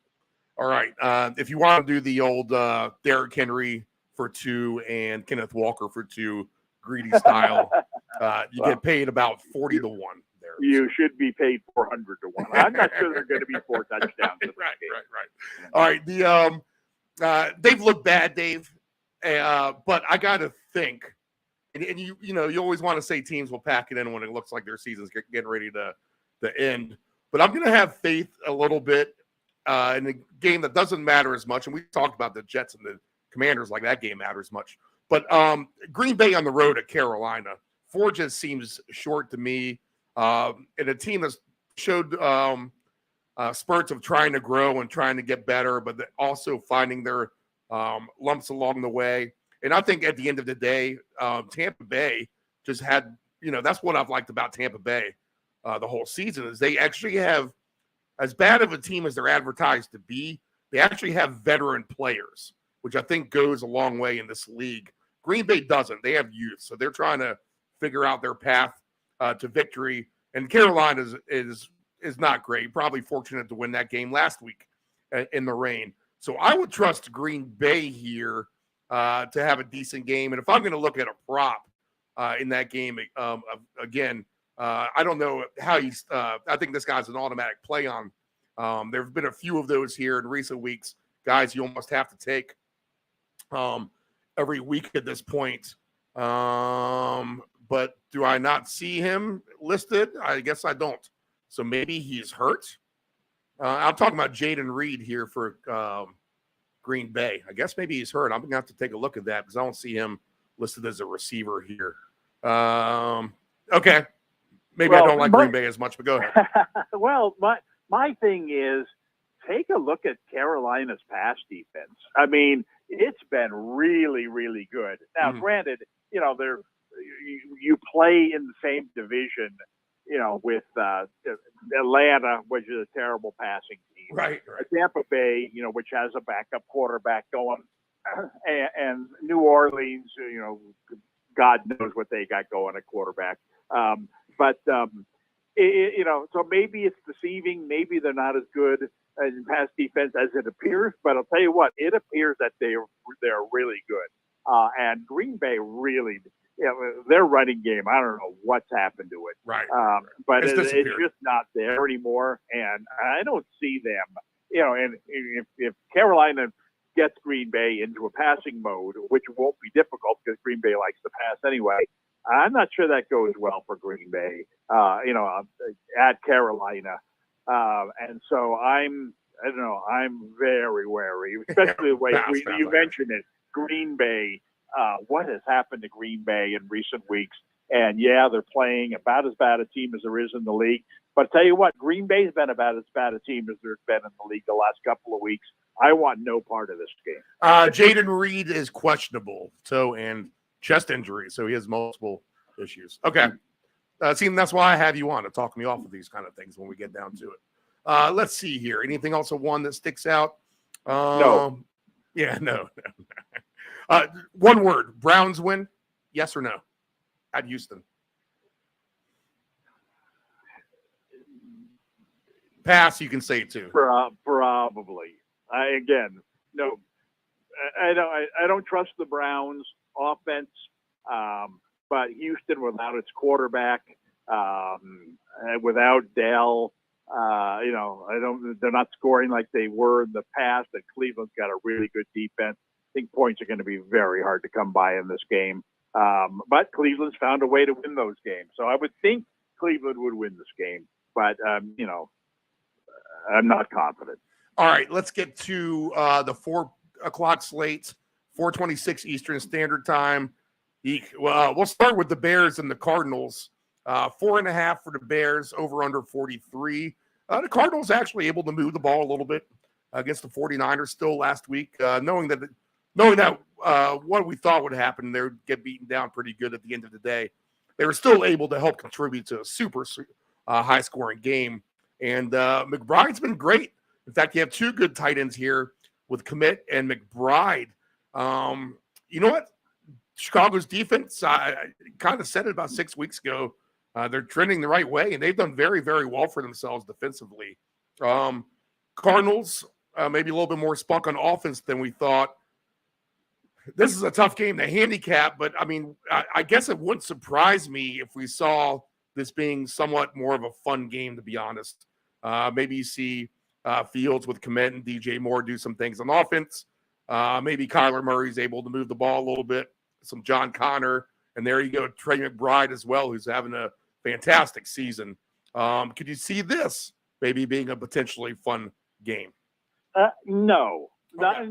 not in Chicago in December, and with 2 teams that you have to wonder, wouldn't they rather lose than win? Right. And you would tend to favor the home team in a game like that, because if the visiting team has no interest in winning, then they don't want to be there in the first place. I can see Arizona being in that kind of situation this week. It would be nice to play an indoor game if you're going to go to the Midwest this week. Now they're stuck playing at Chicago. I think Chicago should be able to win this game rather comfortably. And if so, I think they want to get their running game going. Arizona's been poor against the run. Chicago hasn't, I'm not sure Chicago has decided who is going to be who they'd like their chief running back to be. It sure seems that Rashawn Johnson, when he gets a chance and when he's healthy, is a better back than Herbert. And the other back they have the guy from Foreman, right? But I don't know. They seem to rotate him. I think if I had to pick anything in this game, I would say, well, Chicago's going to score 2 rushing touchdowns in this game. Probably means that Fields will get 1. But I would look at Johnson as a guy who could have a breakout game. Here it could be a real surprise in a game where Chicago gets ahead and they finally pick someone to run the ball. He's the guy most likely to have a big game. So I'm going to, on my greedy ticket here, I'm going to go with Johnson to score 2 touchdowns. Okay. Let's see. Rashawn Johnson is for 1 touchdown plus 320. Yeah, that's again, it's hard to. It's 2 hard touchdowns, to say, 31 to 1. I think he scored 2 touchdowns all season. Right. But the problem is these other guys. It's like, well, isn't Herbert supposed to be their best back? It just seems that since he's got back in the lineup about 4 weeks ago, his touches have gone from like 10 to 8 to 6 to 4. That's not good. And then, you've got Foreman who has scored a couple touchdowns earlier in the year. But I don't know. It just seems that Johnson is the guy they think is their best back. He catches the ball well out of the backfield as well. To me,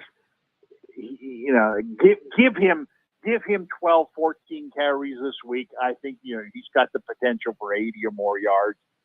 He's got, get that touchdown, even get that 2 touchdowns, which is going to be plus 820.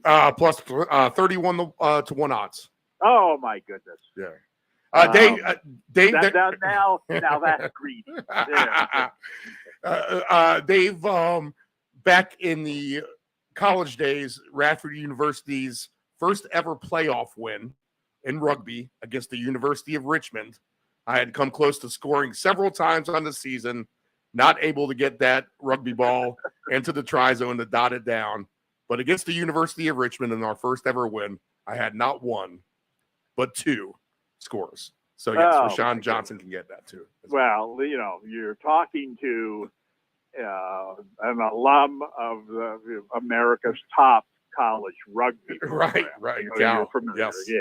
Cal is very good. Yeah. Radford to the Division II national championships as well. Let's see here. Pit stop for what I think could be a fun game, but I like the Cowboys here.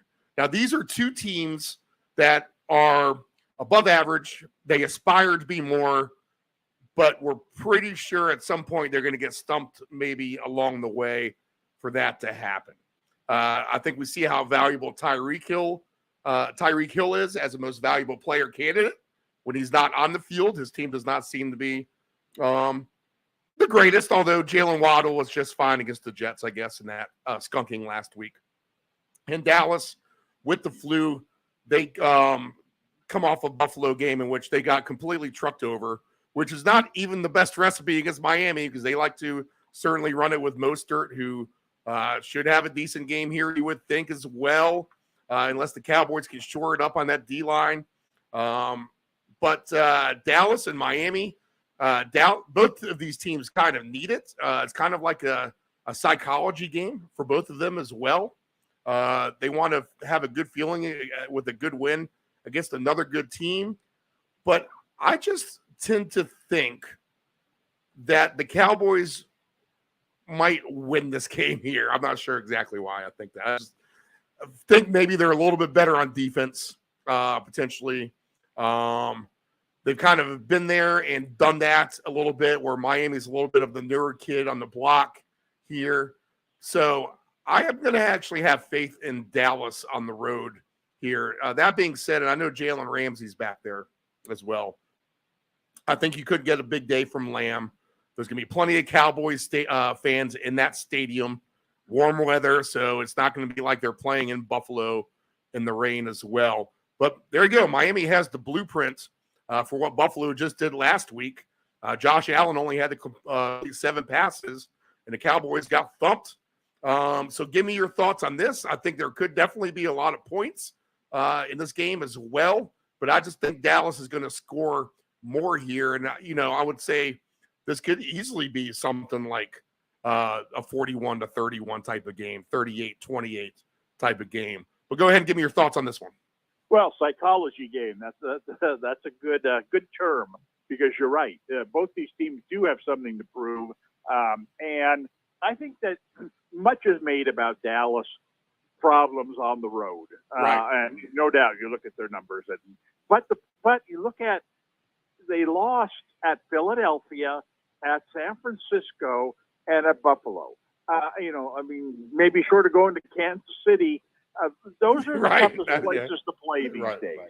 And there's really no embarrassment losing those games, although losing them one-sidedly, that's another story. But losing those games on the road, that happens. Miami's not in that league. Well, we've seen Miami time and again this year come up short when they play this level of opponent. Tyreek Hill is still injured. Is he even playing this week? It makes a huge difference.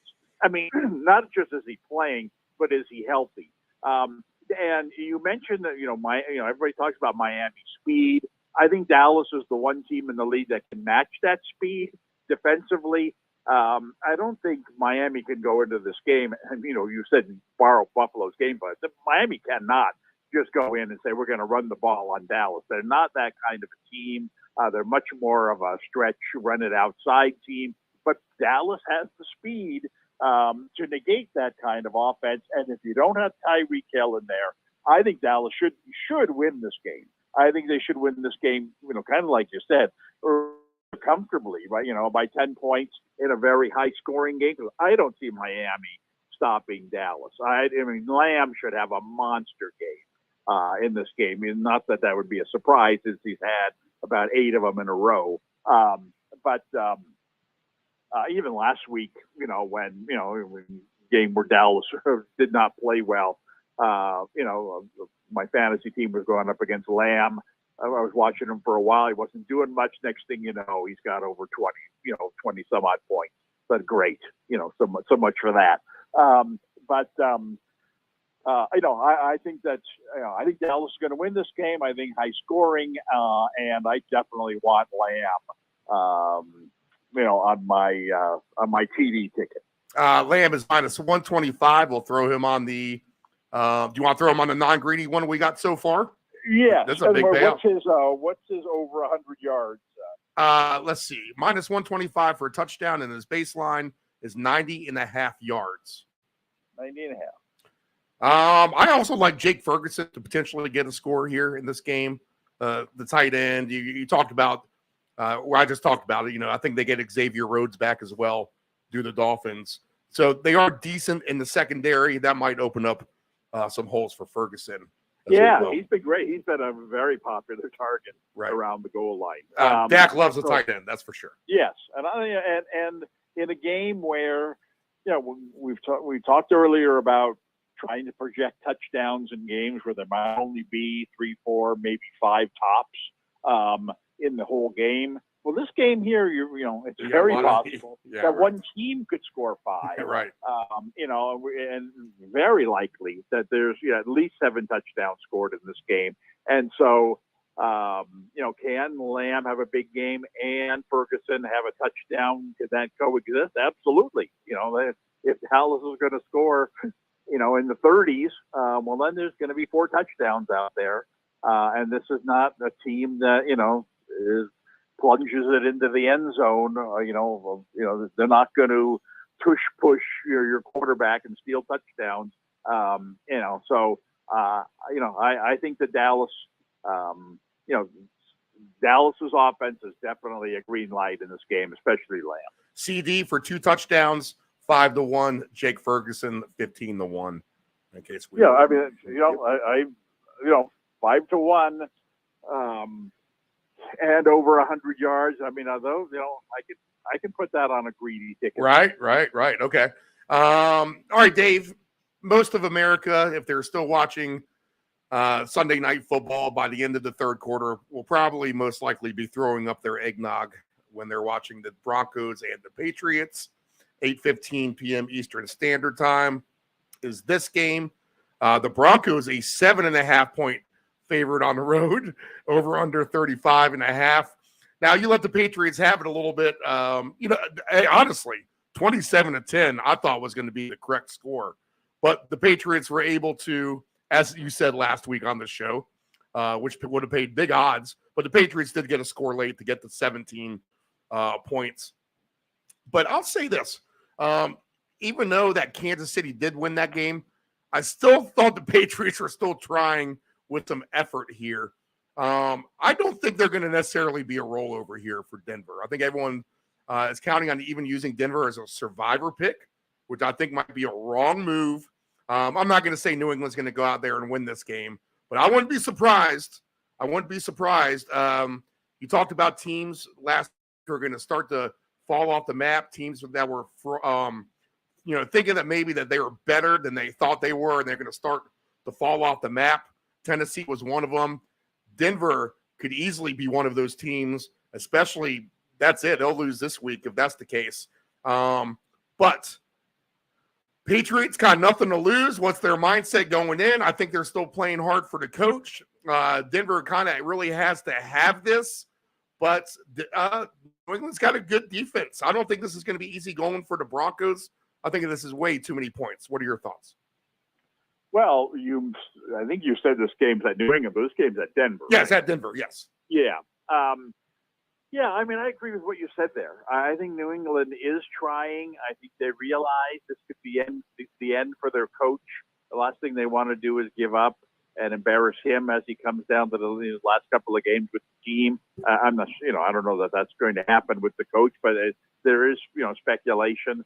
I think they are playing hard. I thought they played hard in the Kansas City game. They were just outmanned. They're certainly far less outmanned in this game. I agree with you that it just seems like a lot of points for a game where Denver is no sure thing to score over 20. The coach is yelling at the quarterback. I mean, this could easily blow up on Denver real soon. Heck, it could be in the second half of this game if they fall behind and the fans start getting on them and it's cold. And, what are we doing playing on a Sunday night in the first place? But that said, I can't trust New England. Right. Especially with their offenses.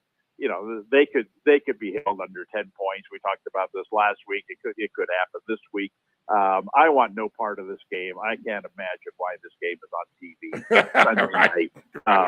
But so I'm passing on this.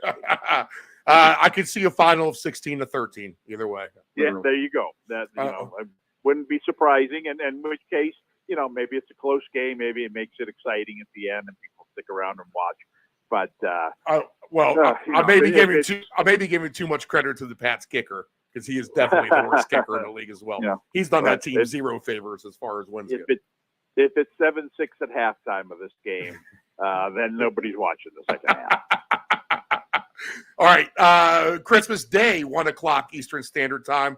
We'll start with a division AFC West game with the Raiders coming off that ridiculous blowout against the Chargers and the Chiefs, who just beat the right there before mentioned New England Patriots. The Chiefs 10 points at home, over under 40.5. The way the Raiders are playing, and this game was actually, you can't say it was tightly contested because the Raiders went out of the gate at home up 13 points and then gave up 31 in a row to Kansas City. I have a hard time taking the Raiders in this spot, but 10 points is a lot overall. Maybe this is that game where the Chiefs outside in the elements, Christmas Day, fa la la, let's all be happy in Chief Kingdom, and we win this game 28-10. What are your thoughts here on this one? Well, I think Kansas City could win this game in the style where that they've been winning games, which is kind of ugly.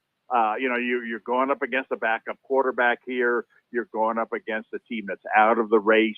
They do have some momentum under this new coach. They've got to be feeling really good about themselves coming off last week. But we all know, maybe they don't, but we all know they're nowhere near, that kind of a team. I think they've got, bigger games coming up. Their last two games where if you're going to go into the offseason with some momentum, it's most important to win your last game or win your last two games. 3 games left in the season, the toughest game they have left. This is the one they can throw out. And Kansas City obviously needs this game, and they play the style which I think you'd want to play to be successful against an opponent like this, which is very good defensively. I think they can take advantage of the young quarterback here, cause some mistakes. I think Kansas City's going to win this game. Probably won't be pretty, kind of the way their season's been. But if this game ends up 24-14 or 24-13, that's kind of the range where I see it. A 10-point favorite over a team that just scored 60 points. Team that's had trouble scoring points themselves doesn't make a whole lot of sense to me. But if I had to take it one way or the other, I'd take Kansas City here. But I'm, I can stay away from this one. Right, 10-4. We're kind of thinking along the same lines. If I'm saying something like 28-10, right around there. Okay, Christmas night. This could be a fun game for sure. with the 49ers and the Ravens. And when I say fun, I always mean on the side of the 49ers. The Ravens might start to be getting a little too banged up here. And they gave up a lot of points at home to the Rams here a couple weeks ago. Jacksonville didn't look good against them the other night. But the Ravens, it's not like they looked super great either. I just think this is a bad spot for Baltimore. I think this is almost your complete statement game again for the 49ers. Look, here's this good AFC #1 contender. They're coming in here. It's Christmas night. Let's go ahead and let's do our thing. Let's open the playbook. Let's get a big win here. Let's send the Ravens home reeling. And again, if the rest of the league haven't served notice, we kind of mean business to win this whole Super Bowl thing as long as we stay healthy. So I think this is a bad spot for Baltimore overall. You think of the Ravens as a physical team still, type of physical defense. I think the last time we saw that kind of deal with Philadelphia, you saw Deebo Samuel have a really, really good game. So I could almost expect that to happen again. And this is a showcase as well for the MVP here at the end of the day, probably, as Lamar is trying to make an argument. You got the Purdy and McCaffrey. And we answered your question last week. Is McCaffrey going to get the ball for a second touchdown against Arizona? Well, he got it for 3. So I guess that answers that question as far as him coming back into the relevance of the MVP category. But 5.5 is going to be too short here. I'm not going to trust the Ravens in this spot across country on Christmas night. You want to talk about fa la la la la? Everyone's happy. Well, I could see that being the case at Levi Stadium when this game's all said and done. If I was going to put some sort of a score on it, I'll give the Ravens credit for 13, maybe 16 or 17 or whatever. But I think the Niners can definitely get into the 30s here themselves. If not the upper 30s, then at least 31. But I would even think 34 to 38. Again, a big game for all of them. And you know what? Maybe they are this type of super team that we think back of the 90s Cowboys, 90s 49ers, 80s 49ers. How about that? So 49ers at home, I like them against Baltimore. In fact, you couldn't give me enough points with Baltimore. What are your thoughts here? Well, what's interesting is, out here, this game hasn't gotten the type of attention that you would expect or you would have expected a couple of weeks ago. And I think part of that is due to the fact that, Philadelphia's loss to Seattle has pretty much clinched the #1 seed for the 49ers. They no longer need to win this game. If they win their final 2, they'll still win the tiebreaker against, whoever they might end up tied with. And their last 2 games are very, very winnable.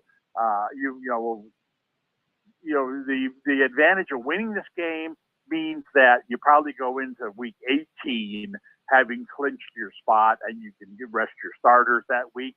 But you've got to bye the next week anyway. You got guys going for the MVP. Do you really want to be resting guys that last week? I'm not even sure that's an incentive.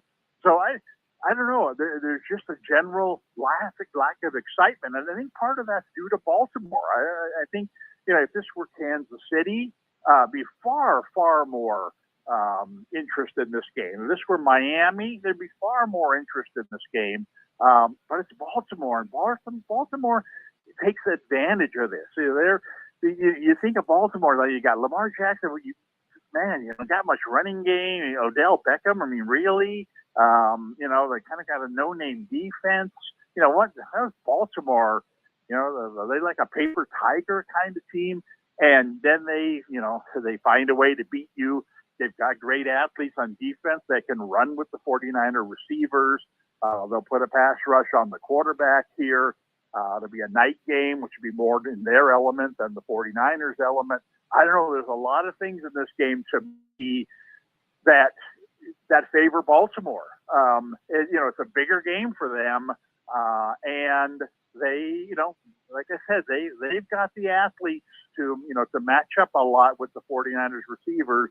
The teams are much better off trying to match the 49ers receivers than to play zone defense and let, Shanahan scheme the wins, put the pressure on the quarterback, make him throw the ball against man-to-man. And, he's much more prone to make a mistake in those types of situations. I don't know. I'm not going to be surprised if Baltimore, comes in here and wins this game. Again, there's just a feel out here that this game really doesn't mean anything anyway. Interesting. All right. That's good. Interesting local perception there. I like it. Yeah. And, again, there's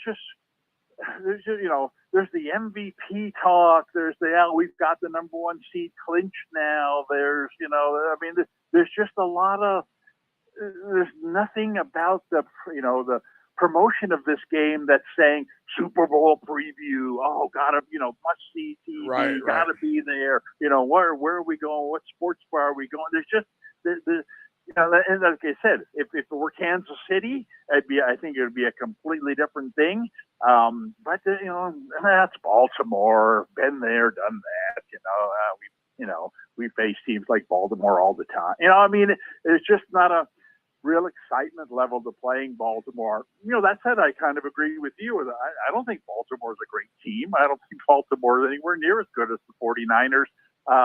But there's just, a lot of, if this game were at Baltimore, I'd certainly expect Baltimore to win. And so that's telling me that maybe there really isn't that big a difference between these two teams. And like I said, it's a little colder than the 49ers are going to want it. And the other team, trying a little bit harder than you are. There's just a lot of little things that are telling me, this could actually be a competitive game. So I'm not sold that this is going to be another 49er cakewalk. You know what, too? Honestly, like a team like the 49ers, it's almost good you kind of get a loss this time of the year before the playoffs, because then you start thinking you're not invincible again, and maybe pick up your focus a little bit more. There is such a thing with some of these good teams as having a good loss at the end of the year and not having to go on a 13-game win streak to win the Super Bowl. So you can think of it in that regard as well. Well, certainly, yes. And that's the thing. I don't know that a loss is necessarily a good thing, but a test is, a good thing at this point. And a test that even if you fail, you don't fail the class, And so I think this is what's good about this game for the 49ers, like you said. I think if Baltimore,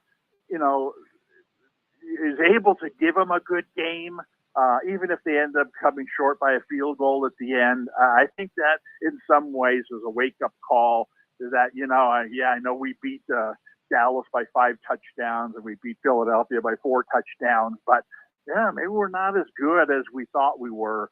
And if you can get a 3-point win and still come away with that kind of reaction, then that's the best of both worlds. So I think the 49ers would take a 3-point win in this game. All right, non-greedy ticket. This thing pays 160 to 1. These are Dave Del Grande's best props of the weekend, and we'll throw them all in the one play. And I got 6 right now. Whoa! Let's we one game I think maybe even the top play of the entire week. Oh yeah, go ahead. What do you got in terms of he's got to be on our. All right, what's that? Non-greedy ticket, and that is Rashawn White of Tampa. Yes, I do love some of Rashawn White. Okay, expand on that. Yeah, the Tampa-Jacksonville game. I mean, Jacksonville is floundering, and the quarterback is injured, and Tampa is rolling. Yeah, my Buccaneers doing good. And White, he's been great for me. I'll tell you that. Nice numbers. Yeah. Jacksonville's defense has not played well of late. White's getting as many touches as any running back in the league. Yep. He hasn't scored a lot of touchdowns, on the ground, but he does get some through the air as well. So you've got that as a possibility in this game as well. I think that he is I think he's a very, very, strong play to go over his rushing total in this game, whatever that is. 70.5. And definitely to score a TD. All right, so the touchdown you like better, or do you like them both? Well, what is the numbers? Well, 70.5 is the baseline, and minus 110 for a touchdown. Yeah, I mean, I like them both, but I would, I'd say it's safer to say he's going to score a touchdown because, like I said, if they run the ball in, it's most likely going to be him. And even if they throw the ball, he's become a little Eckler-like. He's 25.5 receiving yards, and I've played him over, I think, the last 4 weeks, and he's hit it every time. Well, he catches more, 35 or 40-yard screen pass type of plays than any back in the league. You're talking about a number that low. He can get it on one. My concern for this game would be, I think Tampa Bay is going to win this game, and if they're leading in this game, then they're going to rely on him more running the ball than throwing the ball to him necessarily. I think he's going to go upward, of which he has been recently, upward of 20 carries in this game. And if that's the case, then he's sailing over the 70 yards. He's getting his touchdown. I think he's definitely got to be on our ticket. All right, I got him locked in. Rachaad White.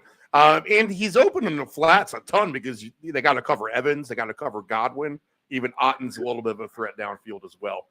Baker doesn't throw it to him a lot of times when he's wide open, I've noticed, which has made me mad a few times. So go with the White Triple Crown ticket. White, over the rushing yards, over the receiving yards, and scoring the TD.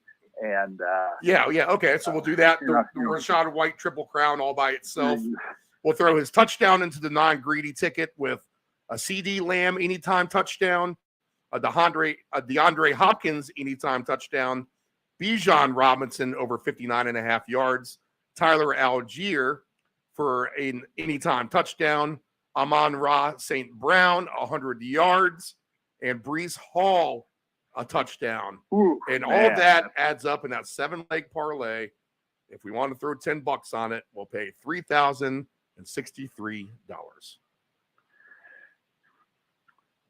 Okay, then cocktails are on you. Yes, they would be. All right, you had leg one in your fantasy real quick.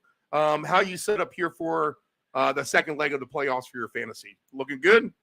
Looking good, okay. Yes.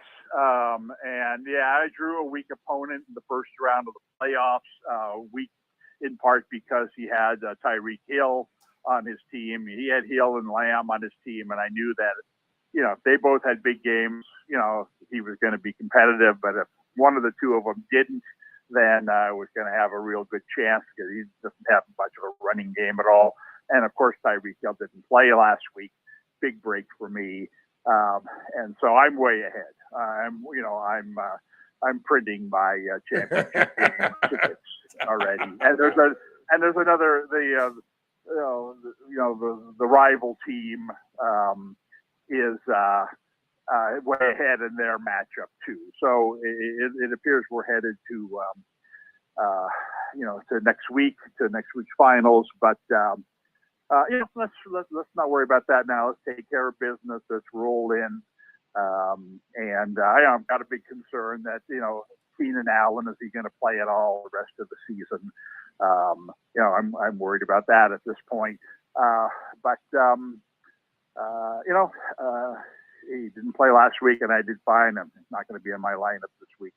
So anyway, it's looking good, and I'd like to see Jonathan Taylor come back and have, not that I need it this week, but I'd like to see him come back and at least play some this week to demonstrate he's ready to go, because I'm going to need him the last 2 weeks. All right, Dave, as far as this show is concerned, the round robin, you have been our big, giant Christmas present underneath the tree here for the last 2 seasons. So we thank you for all of that. Have a good, long Christmas weekend with the family. Be safe, enjoy the games, and we'll catch up next week, okay? Just don't try to stick me in one of those songs. All right, we will be right back after this.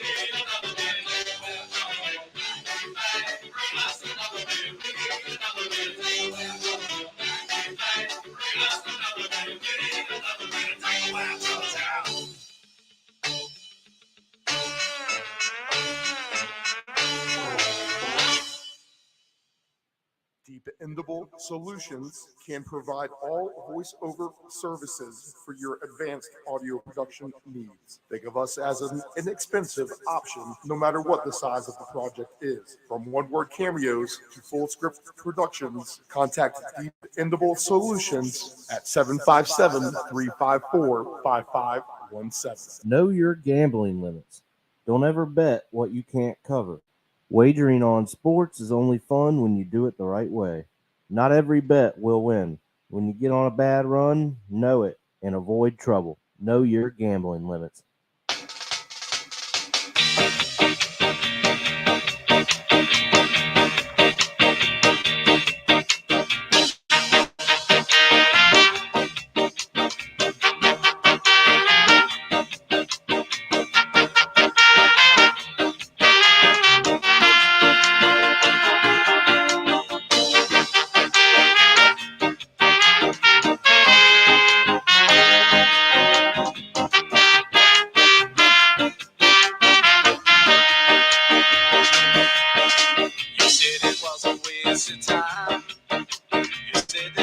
Change my mind. You said I lose my only chance to go and get out. It turns out you don't really know what you've been missing, my friend. And you might have her now. I got something better.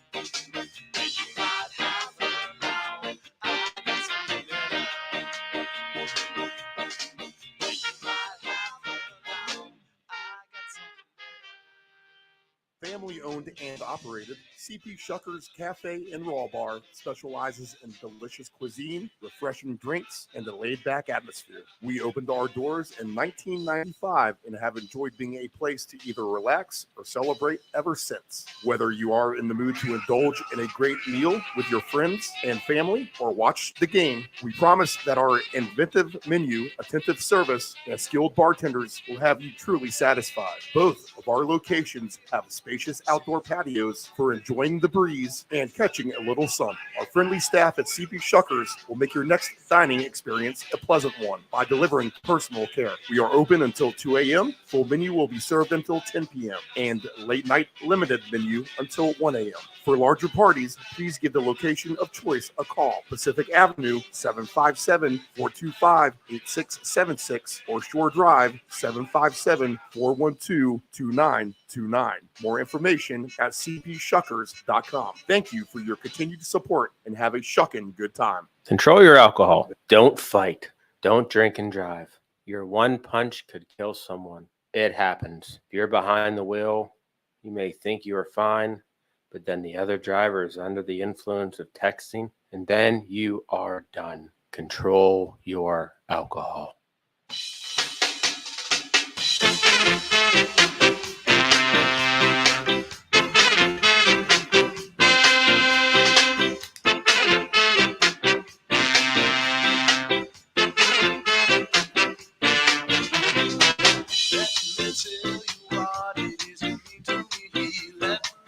Nephew David, good morning. Good morning.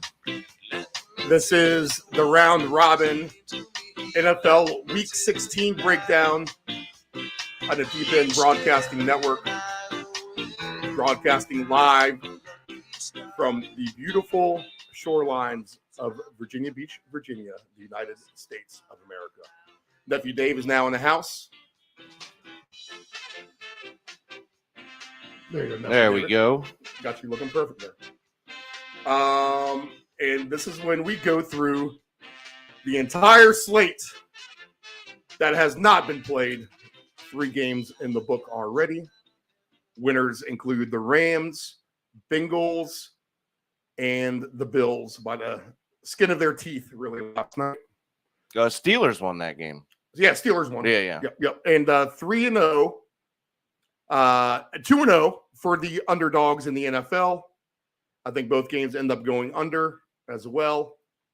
And then also with the college bowl games, I just told Nephew David, 7-0. So if you move some line to the underdogs, so if you move some underdog lines to the favorites and moved your lines yourself like a crazy person, then you made a fortune yesterday. And that's kind of the gist of some of this show. We will look to do the same with the NFL slate today.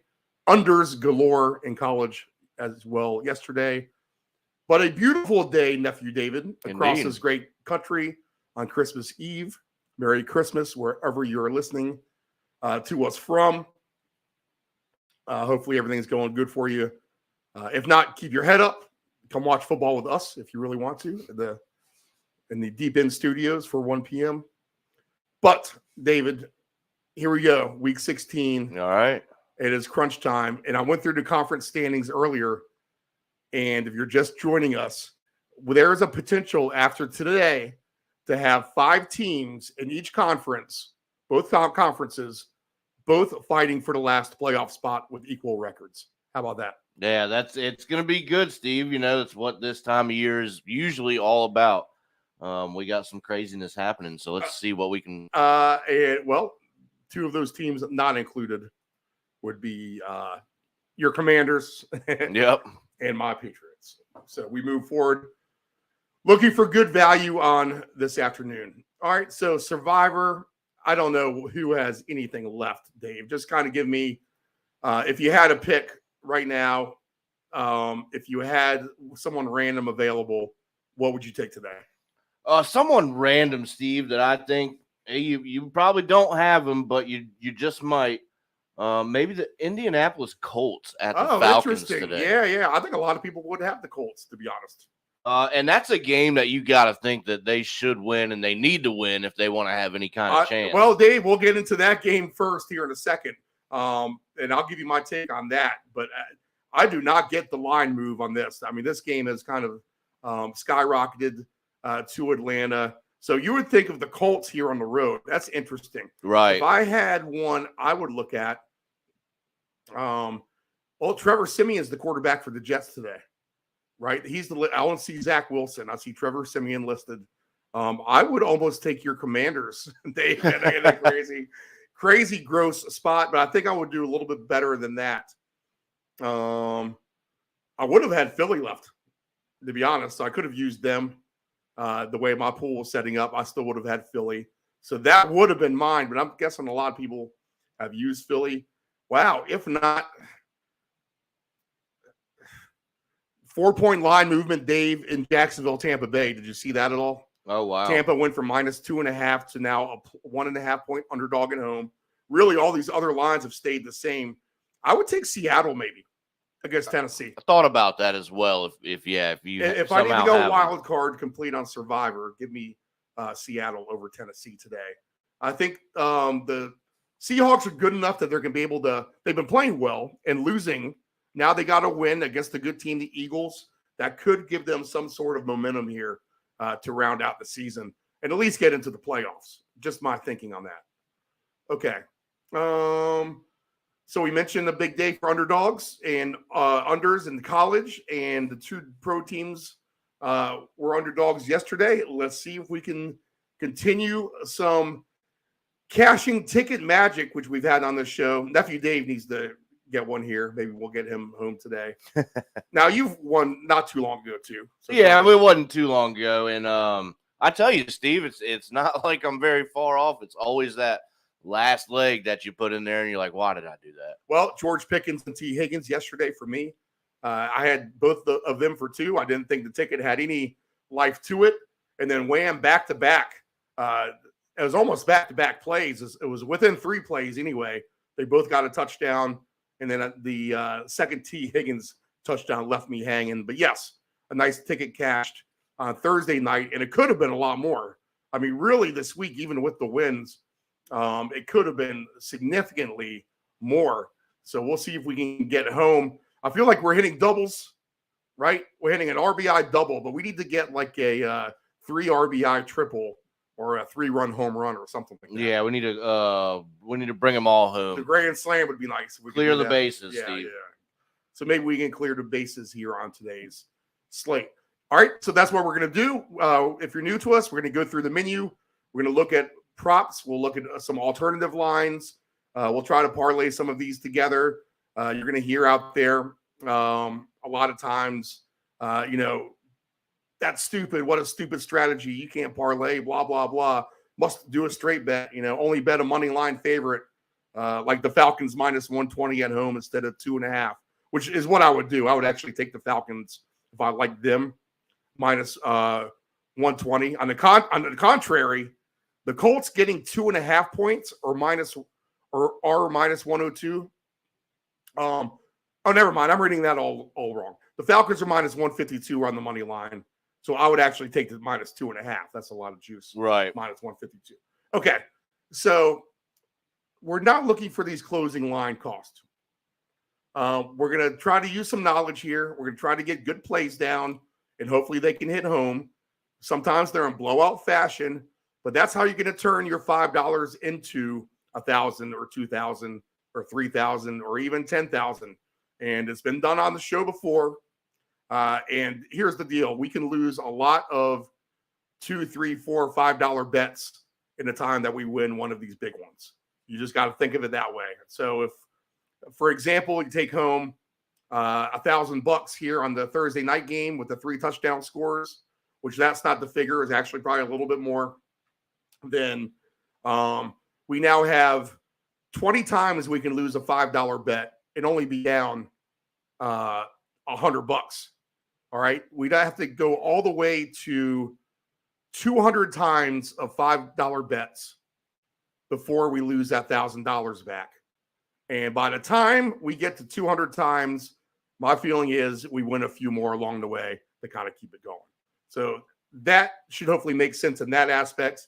You're going to have a better chance to cash that, picking 3 touchdown scorers or 3 games, moving some lines, than you would if you throw that money away on a holiday lottery ticket. That's for sure. All right. So know that you're going to maybe win $500 on a scratcher, very rarely, but you can easily win $500 picking 3 or 4 picks. The Nephew Dave's going to be a little bit more conservative here on some things, and that's fine too, but he still gets good payouts for his He's putting down 5 to win like $300 and stuff like that. And that's absolutely fine. Do what you feel is comfortable, but know that this is your palette, these online sports books, and there's a million different angles to do things, a million different ways, and there are ways to monetize, I believe. So that is the theory here, and we move forward with all of that. That being said, David, I do not understand our first game of the day, like you mentioned, your survivor pick with the Indianapolis Colts. The Colts at Atlanta, 2 indoor teams, are catching 2.5 over under 44.5. Now, Michael Pittman Jr., I don't have him listed. I think he's out. There's been some concussion issues on this team, but they still have Josh Downs. We still have Jonathan Taylor, and Minshew just seems to make these guys better. So you're going to get some random guys for the Colts. Going to give you a chance. You got to figure it's going to be a big dose of Jonathan Taylor, although he's been banged up on and off the field as well. Atlanta is a team that I told you, I said it on the show against the Arizona Cardinals. They're going to get one chance with me. And after that, if they can't win that game, then I'm done with them. And that's been the case. And I've been done with them. And it's a good thing I've been done with them, because if you've been playing the Atlanta Falcons, you're absolutely disgusted and ready to jump off a train at this point. And I have not done that. So I've had no issues going against them, which has been better, because where there's a winner, there's a loser. And the Falcons have been losers many a times, their opponents being winners. And I've been able to be on that subway car. So I'm happy with that. And I would almost say the same thing today, except I just don't like these Colts games. I don't like the Colts overall. As a Patriots fan, there are some injuries, and I get it. 2 dome teams, we can score a lot of points here. But this is a mash unit for the Colts at this point. Atlanta's done nothing for me to gain their trust. I mean, they lost to Carolina, for crying out loud. Should have won that game. They do have a little bit of a boost with your boy Taylor Heineke, potentially in here as quarterback, Dave. So I might look at an angle there. Taylor Heineke is over under 205.5 for his passing yards. Gardner Minshew is at 217.5 for his passing yards. Heineke, if you want to go crazy here, because Atlanta's a running team, let's remember that. But Heineke for 250 yards is plus 280, plus 520 for 275. A lot of times you got to be able to zag here when it's zig time, right? Or zig when it's zag time here in late December with football. So those are some juicy numbers in that regard. Minshew plus 205 for 250, plus 370 is at 275 yards or more. Rushing prop wise, Bijan's Robinson's baseline is 59.5. Algier is 36.5. Dave Del Grande loves Algier to score today. He loves Bijan's rushing prop over as well. Jonathan Taylor just 70.5. Heineke is 12.5. I could see him getting that. I love that. Oh, love that. For a rush, yeah. And we have it for alternate rushing yards too, Dave. I'm going to go over those numbers in a second. Minshew over 5.5. How about this? Taylor Heineke, and I'm going to have to get another effing piece of paper here again. All right, so Taylor Heineke on his alt rush over 25 yards is plus 310. To get the 40 yards for Heineke today is plus 920. Wow. Could you see him scrambling for 40 yards? I honestly maybe could. He might could, Steve. I like the number for 25 myself. Even on a designed run. The 25 is a nice one. The 40, so you could, man, 40 is a lot for a quarterback, but maybe he gets that one designed run. You're getting paid good here. Or he needs to scramble out of the pocket as well. And it gets a good 25, 30-yard gain on a run that helps contribute to that total. Either way, the Colts are capable of giving that up. Bijan Robinson's alternate rush total is for him to get to 100 yards is plus 360 today. Jonathan Taylor, his alternate rush total to get to 100 yards is at plus 240 on the receiving edge of things. We always want to look at Bijan here as well. 21.5 for him. Jonathan Taylor's 20.5. And Taylor can be a receiving back as well. Right. Let's see. Kyle Pitts is 38.5. Josh Downs, 45.5. Alec Pierce, 40.5. Drake London, 53.5. I would maybe take an overlook at Bijan as well, having Heineke dump it off, because at 40 yards for Bijan, receiving yards, you're now getting a plus 290 as well. So I like that. 50 plus yards for him is a nice juicy plus 490. So that's almost 5-1 odds to get to 50 yards. Bijan is quite capable of doing that in the passing game, for sure. Josh Downs on his alternate numbers, decent. You're getting a good price for him, plus 172 on 60 yards, plus 240 for Downs to get 70 yards. And if you think he can be your home run hitter all afternoon, how about this? 90 yards plus 520, 100 yards, 7-1 for Josh Downs. I'm going to actually have to take a look at some of that too, to be honest, because I think if the Colts do have a good game and a win here, Dave, then it is going to be with the help of someone like Josh Downs getting the ball downfield. All right, you said you like the Colts and Survivor, so I'm going to assume you like them on the game here. The point total for this game is at 44.5, and I could absolutely see this being an over game.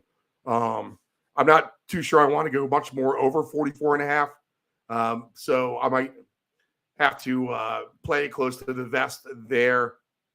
But this game does have something like a 27-24 written all over it to me anyway. What do you like, Dave, overall?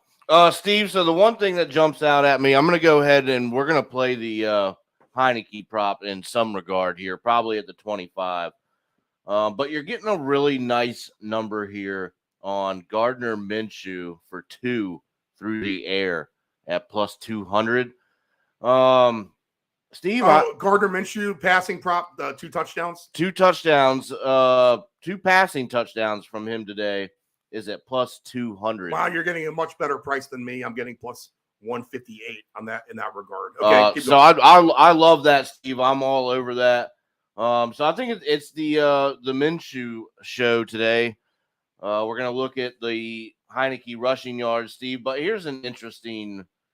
We've seen that Heineke can run the ball when he needs to.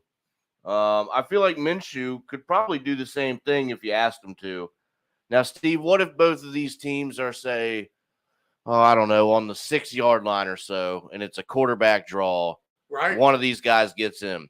All right, Steve, so here's something to look at that's a little bit exotic, I feel like. Gardner Minshew, I like it. For a rushing touchdown, just 1 plus 500, Steve. Taylor Heineke for a rushing touchdown today, just one of them at plus 400. I think at some point when I build that exotic one that, is just a little over 31-1 odds on that, Dave. Yeah. So your $5 can win you 156 anyway. It's worth even $2 for a 62. Right. So Steve, I think if we want to be real exotic, I think that's the way to go. One of these guys, I feel like, can do that for you. But ultimately, the best number, I think, for the result is going to be Gardner Minshew for 2 passing touchdowns today. I'll take it. I'll take that one step further, Dave, and I'll do this. I'll go ahead and I'll get a little greedy here, and I will do Jonathan Taylor, Bijan Robinson. There's Trey Sermon for the Colts. He's been getting a lot of run here as well. You might see him involved a decent amount as well. You heard his name a lot last week. But let me see here. Where are my quarterbacks at? So Minshew, Heineke. Okay, so Minshew, Heineke, Jonathan Taylor, and Bijan Robinson. 5 now pays $644. Oh, I like it. Wow, and Sermon's plus 360 to get in today, Steve. You got to think that's a goal line play for him. That's a pretty good number for that. If you take Jonathan Taylor out and you throw in Sermon, you got to think they want to get Jonathan Taylor thinking right here for the playoff stretch. But if you put Sermon in there and take out Taylor, 5 now pays $1,050. Right. All right, so some good. interesting nuggets there, Dave. That's why we do the show, because I wasn't even thinking about the quarterback rushing angle until we kind of dived into the menu here and seeing those numbers available for Heineke, a guy that can scramble, will be out there ready to scramble if needed, even on a running team. I mean, the Falcons are going to have to throw the ball. I think there's always going to be a chance for Heineke to find some holes there and get some yardage. All right, next game on the slate. It's a nice mid-60s, beautiful day in Charlotte with Green Bay and Carolina. And now this line is moving in favor of Carolina more. It is -3.5. The over-under is 37.5. 1 p.m. Eastern Standard Time start.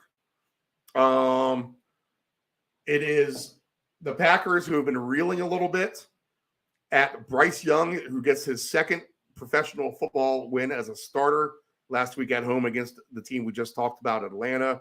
But a much nicer day, not as sloppy here.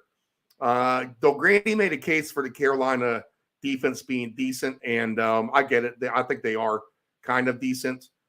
I would like to see my man Jaden Reed listed here. I don't think we have him listed on here yet. Nope, he's still off.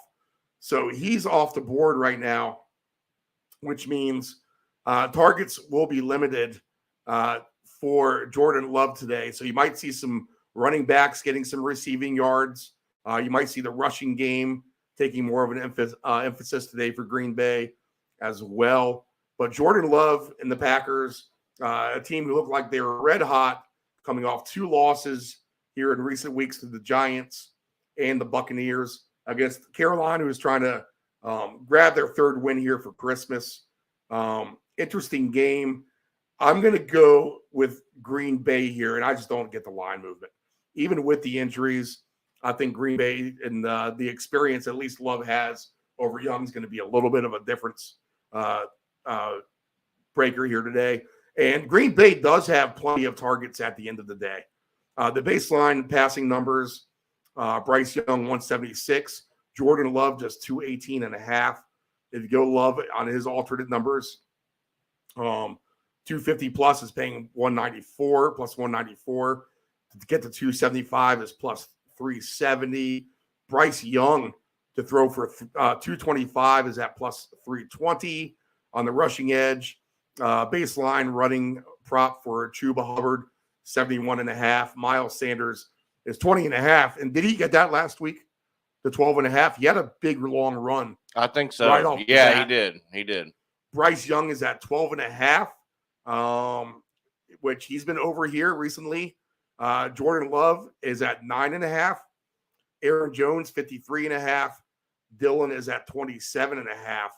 I kind of like the rushing numbers for a lot of these guys, to be honest.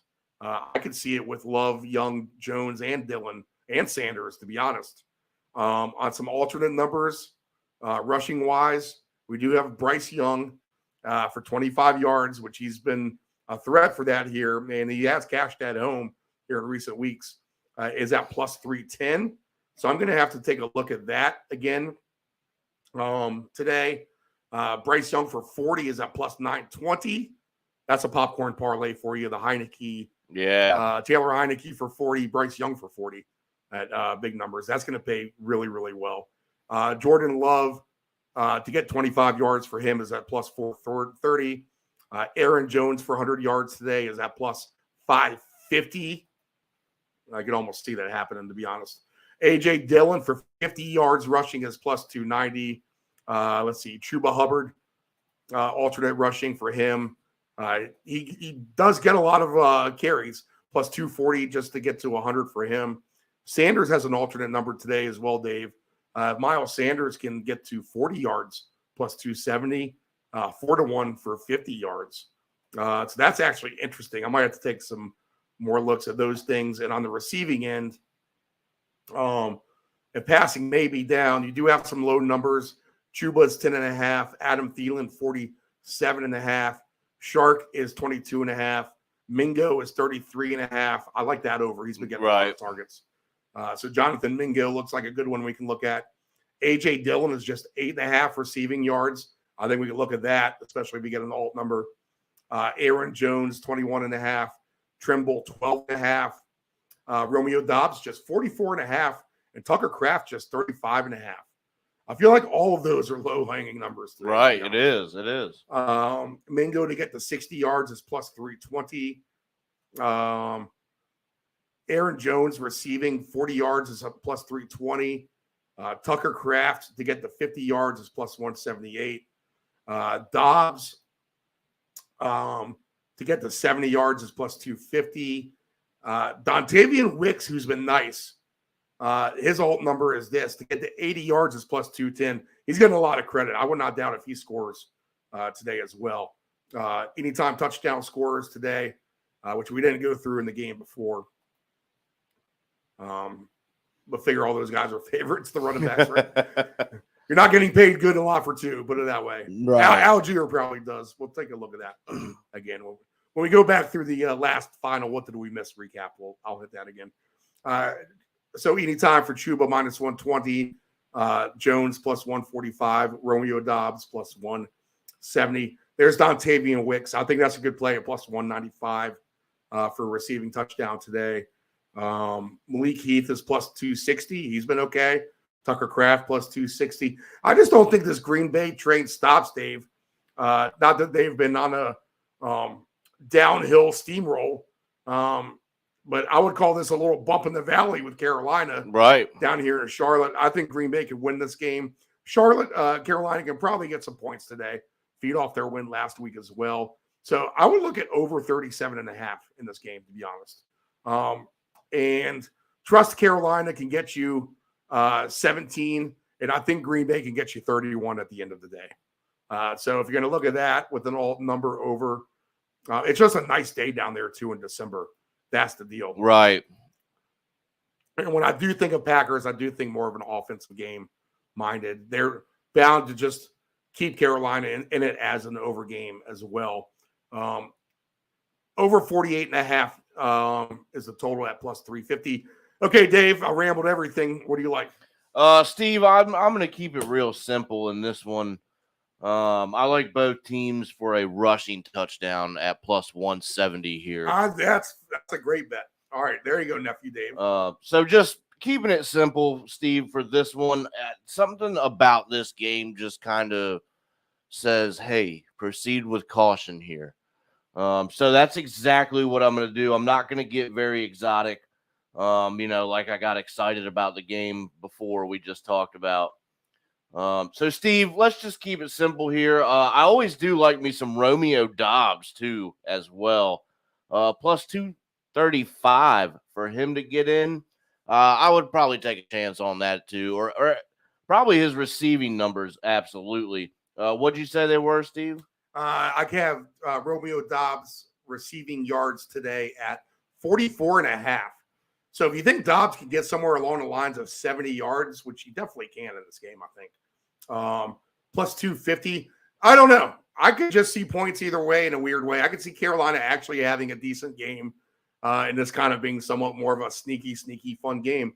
Like I said before, when a zag time is time to zig, when a zig time is time to zag.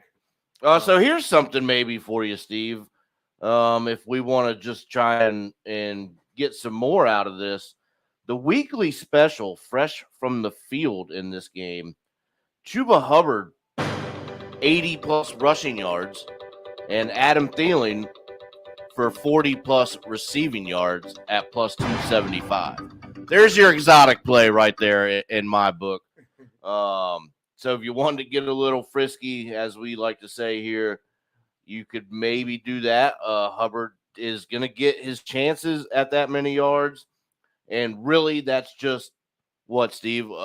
Two throws maybe for 40 yards there for Thielen. So if you wanted to get, frisky with it, there you go. There's your weekly special, Steve. But I like both teams for a rushing touchdown. 2 touchdown scorers today. Chuba Hubbard is plus 550. Aaron Jones, 11-1. Romeo Dobbs is 13-1. Dontavian Wicks, 15-1. Tucker Kraft, 22-1. Malik Heath, 26-1. A.J. Dillon, 30-1. Miles Sanders, 30-1. Thielen, 31-1. A good price on him. And how about Mingo at 70-1 Wow. for 2 touchdowns today? I kind of like that. DJ Shark 80-1 as well. Passing props wise, can Bryce Young get a few touchdowns passing here? Let's just take a look at that. Bryce Young for 2 touchdown passes is 4-1 odds today. And Jordan Love touchdown passes for 3 touchdowns for Jordan Love passing is at 4-1 as well. So I like both of those even potentially, even if you parlay both of those together. And theoretically, they could do that in this game, still stay under the total. But 16-1 odds on Young to have 2 and Love to have 3 touchdowns passing. Nephew David, right behind that water bottle, right behind you is that box with all the paper on top. Can you give me a piece of paper from inside the box? Oh, you want it inside the box? Yeah, I think the top's like photo paper. You have to go in for the left side, maybe.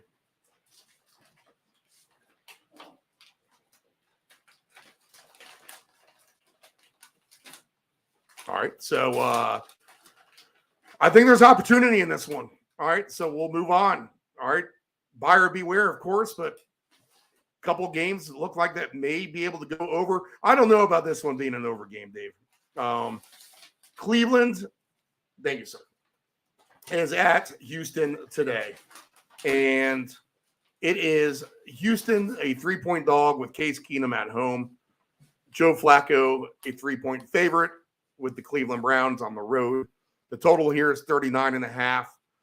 I've been wanting to make a case for some overs here to try to find some fun games. I don't know if we get it here. Now, maybe on the Browns side, they're just going to kind of flex their muscles on a banged-up Texans team. Now, the Texans, you got to give them credit for hanging in there last week and beating Tennessee when it looked like they're going to kind of be on their way to a first-half blowout and a rout. They steadied the ship, came back, and made the plays they needed to win the game. But Cleveland has a nice defense overall, generally, you think, but then they put up these bad numbers on the road. Flacco has been the man. He's been a town hero, even though he throws 3 interceptions every game. They love him to death. This is just a little bit of a hard one to me. I think I do like Cleveland on the road to win this game. I would back Flacco. But I could see this being like a 24-13 type of game, something like that, under the total of 39.5. I can't get too excited about Houston. Now, I was going to think they're going to keep to that same game plan that they been having and instituting, which is throw the ball down the field. If they can achieve that, over under 202.5 are the passing yards for Case Keenum. Joe Flacco is 250.5. The alternate passing numbers for Keenum, 320 plus 320 on 250 yards or more. For 275 yards or more, he is plus 630. So if you think he can live in the shoes of C.J. Stroud, you can get paid well for that. Now, Flacco to throw for 300 yards is just plus 320. 275 plus is just plus 172. So he's getting a lot of respect in that regard. Flacco for 3 touchdowns, which is cash for me here in the last couple of weeks, is at plus 500 today. So you can't ever shy away from that. Flacco for 2 touchdowns is at plus 124, I should say. Case Keenum for 3 touchdowns passing today is at 11-1 odds. How about that? 2 touchdowns for Keenum is at plus 265. Now, if you want to do a flat, let's just say this goes over anyway because Steve doesn't have every pick right, then these are some good numbers too, to be honest. Receiver prop wise, let's see who we have. We do have David Njoku, 50.5 yards. I would look at a touchdown for him. I'll go through the touchdown scores after Dave chimes in here in a second. Amari Cooper, 61.5 for his baseline. Jerome Ford is 17.5. Cedric Tillman's been nice, 21.5 for him. Elijah Moore, 35.5. Dalton Schultz is just 33.5.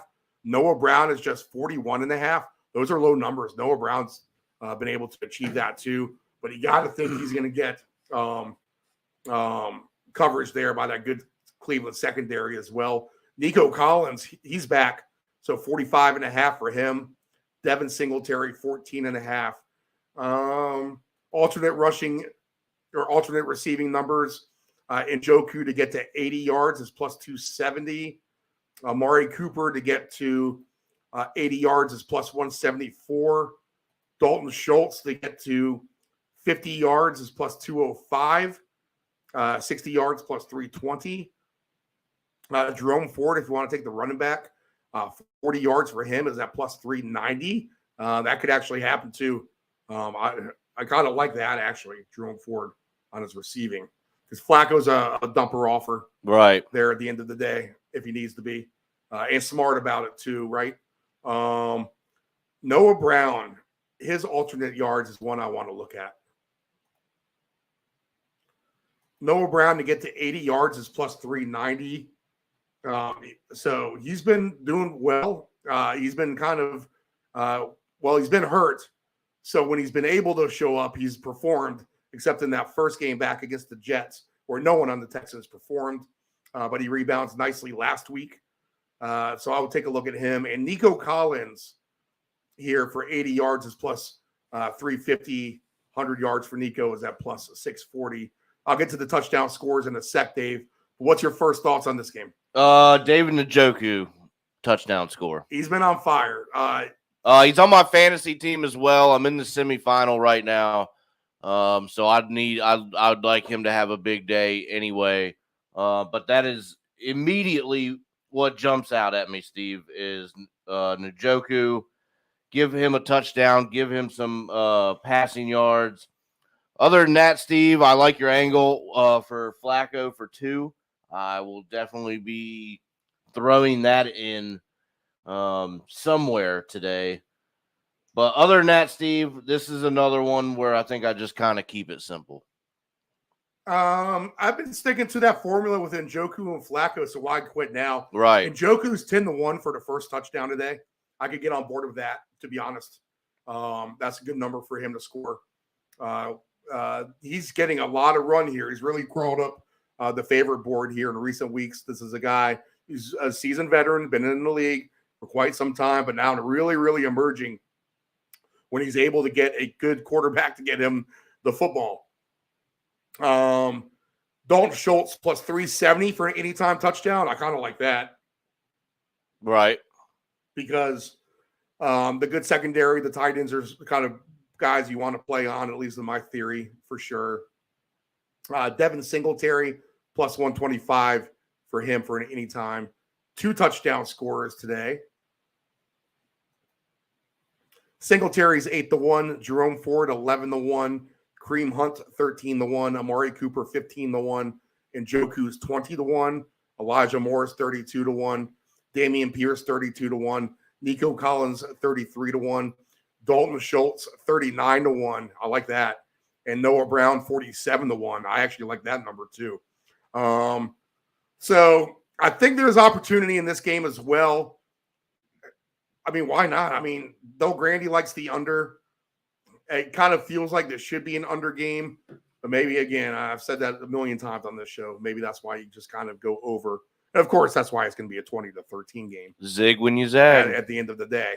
But there's all kinds of interesting things here I'm going to have to look at. Ford, Njoku, Noah Brown, Dalton Schultz, Flacco. I have all notes on all of these guys here. So, Dave, ultimately, who wins this game? I think it's Cleveland. Although their defense on the road makes me nervous. But like you said, Houston's a little banged up right now. Cleveland is, in playoff position. So I got to think at the end of the day, Steve, it's the Browns. All right, and we do have line movement here in this game and the next 2 games. This line is now up to -3 for Cleveland and 39.5, so 2.5. And Detroit is now down to -2.5 at Minnesota. Yep. And that's our next game on the board, are the Lions and the Vikings. Detroit is at Minnesota. Jared Goff has a terrible reputation for going on the road here and losing. Minnesota coming off a double-digit terrible loss at the hands of Cincinnati But I'm going to see this as one of my better plays of the day, to be honest, David. I'm going to take a look at the Lions to win on an alt line. They've proven that they can blow out teams when they need to at times. I'm not going to have faith in the Nick Mullins story. I think Minnesota can get some points at home, but I think Detroit can easily get their points on the road here. I think 47.5 is definitely too low for these two teams because at the end of the day, there is a Justin Jefferson on the opposite side of the field. I am a Justin Jefferson fiend. We all know that. I have to play him every week, even in losing or a forecasted loss by me. I'm going to have to play Jefferson anyway. But I like a lot of props here. I like Gibbs. I like St. Brown to have a good game. I like Gibbs to have a good game. Hockenson can have a good game for Minnesota against his old team. That's a revenge game as well. Laporta could have a good game. Justin Jefferson could have a good game. And when all that's going to happen, I see this as being a very, very high-scoring game. Yeah, absolutely. This is a fun Christmas Eve game. The alternate total in this game to get all the way up to 60 points. To get over 58.5 is a plus 350. I'm going to have to trust that at some point. I do already have Detroit on the ticket as well. Let's see here. Passing prop wise, Mullins is 261.5. Goff 251.5.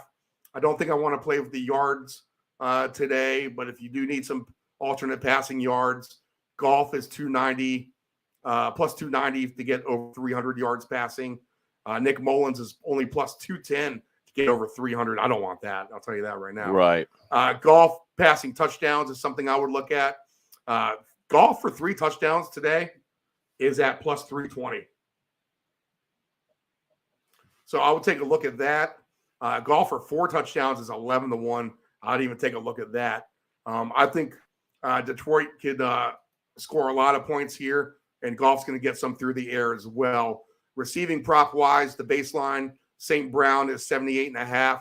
Laporta is 49.5. Jamison Williams is too low at 29.5. Jahmyr Gibbs is too low at 21.5. Jefferson's 82.5.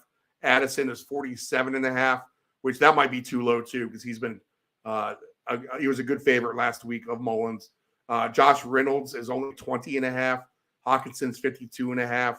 KJ Osborne, only 21.5. Khalif Raymond, 11.5. Jahmyr Gibbs, alternate receiving yards to get the 40 yards is plus 300. So I like the Gibbs receiver yards over. In fact, I would even take him up to 50 yards at plus 520. All right, so I think that's a fair number. Jefferson, I'm going to take him for touchdowns rather than yards, but 154 for 100-plus yards for Jefferson. Addison, who crushed his alt number last week, 3-1 if he gets to 80 yards. Hawkinson in a revenge game. Must always look at that. TJ Hawkinson plus 550 if he gets to 100 yards. Figure he can get to 70 anyway. I'll give him 70. Right. Plus 182. 60 yards is plus 118. I think that's fair today as well. As far as the rushing goes in this game, I didn't mention the Case Keenum or Joe Flacco rushing numbers, and I won't, Dave. I don't think I want any part of that. But the rushing numbers here, and I could see Mullins getting there. Actually, to be honest, 4.5 is his rushing total number. You're not going to tell me Nick Mullins won't have a 5-yard scramble at some point today. Goff's not even in there because he doesn't run at all. But baseline rushing for Montgomery is 55.5, 49.5 for Gibbs. I wouldn't take the Gibbs rushing yards per se, just the passing yards. But if you want Gibbs rushing, which he's been a beast at for sure, 70 yards is plus 205. Jahmyr Gibbs, 80 yards is at plus 300. Montgomery's the bruiser down low. But if you want Montgomery for 100 yards today, you're getting paid nicely at plus 450 overall. I feel a lot of points. I'll hit the touchdown scores in a second. David, what do you like here? Steve, so I'm going to put Laporta on my 2 touchdowns today. Why not? So he's going to go on the anytime list as well, Steve. But here's the deal. It's going to be a receiving touchdown. Has to be a receiving touchdown. Figure he's not going to get a run anyway. But if he gets a receiving touchdown, his plus number is a little bit higher than the anytime list. So I think that's a way that you can kind of squeeze a little bit better of a number. Here comes the fullback dive. Right. Yep. But Steve, I also like Jahmyr Gibbs for a rushing touchdown today, plus 145 for that. So that's going to make its way. And then we're definitely going to try and climb the ladder here with Hawkinson. Where that's going to be, I don't know. But Steve, this game is going to have a lot of points, I feel like. And we're going to move this line like a crazy person. So let's move this up to 52.5, Steve, for the over at plus 161. I will probably do something with that as well. All right. Justin Jefferson, 2 touchdowns, plus 850. Alexander Madison, 6-1. Ty Chandler, 6-1. Jahmyr Gibbs, plus 650. Montgomery, 7-1. Amon-Ra St. Brown, 10-1. I think there's a chance for St. Brown and Jefferson both to have a 2-touchdown game together, to be honest. Laporta's 10-1. Hawkinson's 12-1. I could see it the same way with Laporta and Hawkinson on the tight ends route of things too. Jordan Addison, 16-1. Reynolds, 43-1. Jamison Williams, 48-1. What's Jamison Williams' alternate receiving number? Did I go over that? I don't think I did. Jamison Williams to get his long yardage today, plus 490 is 70 yards or more. That's a one I'm going to look at as well. He is one of those guys who's a speed game breaker, get a lot of yards, one catch kind of guy. So I think it's a full-on hot and heavy over game here with Detroit and Minnesota. Nephew Dave agrees with that. Who wins this game, Dave? I think it's the Lions at the end of the day. Yeah, and I already took the Lions to win by double digits. So if you want to do that, I think this is easily a 34-24 type of game. But the Lions to win by 9.5 is at plus 255. If you want to stretch it to 12.5, and we do 12.5 instead of 13.5, so that gives us room for a botched 2-point conversion, missed extra points, or 2 field goals after a touchdown after 7 gets us about 12.5. So always do that. Whatever number you think you want, just take 1 point off, and you can't feel that bad about it at the end of the day. If it hits, you give yourself a little bit of margin for error. But at minus 12.5, it is at plus 350. If this game's 38-24, 41-24, that won't shock me either, to be honest.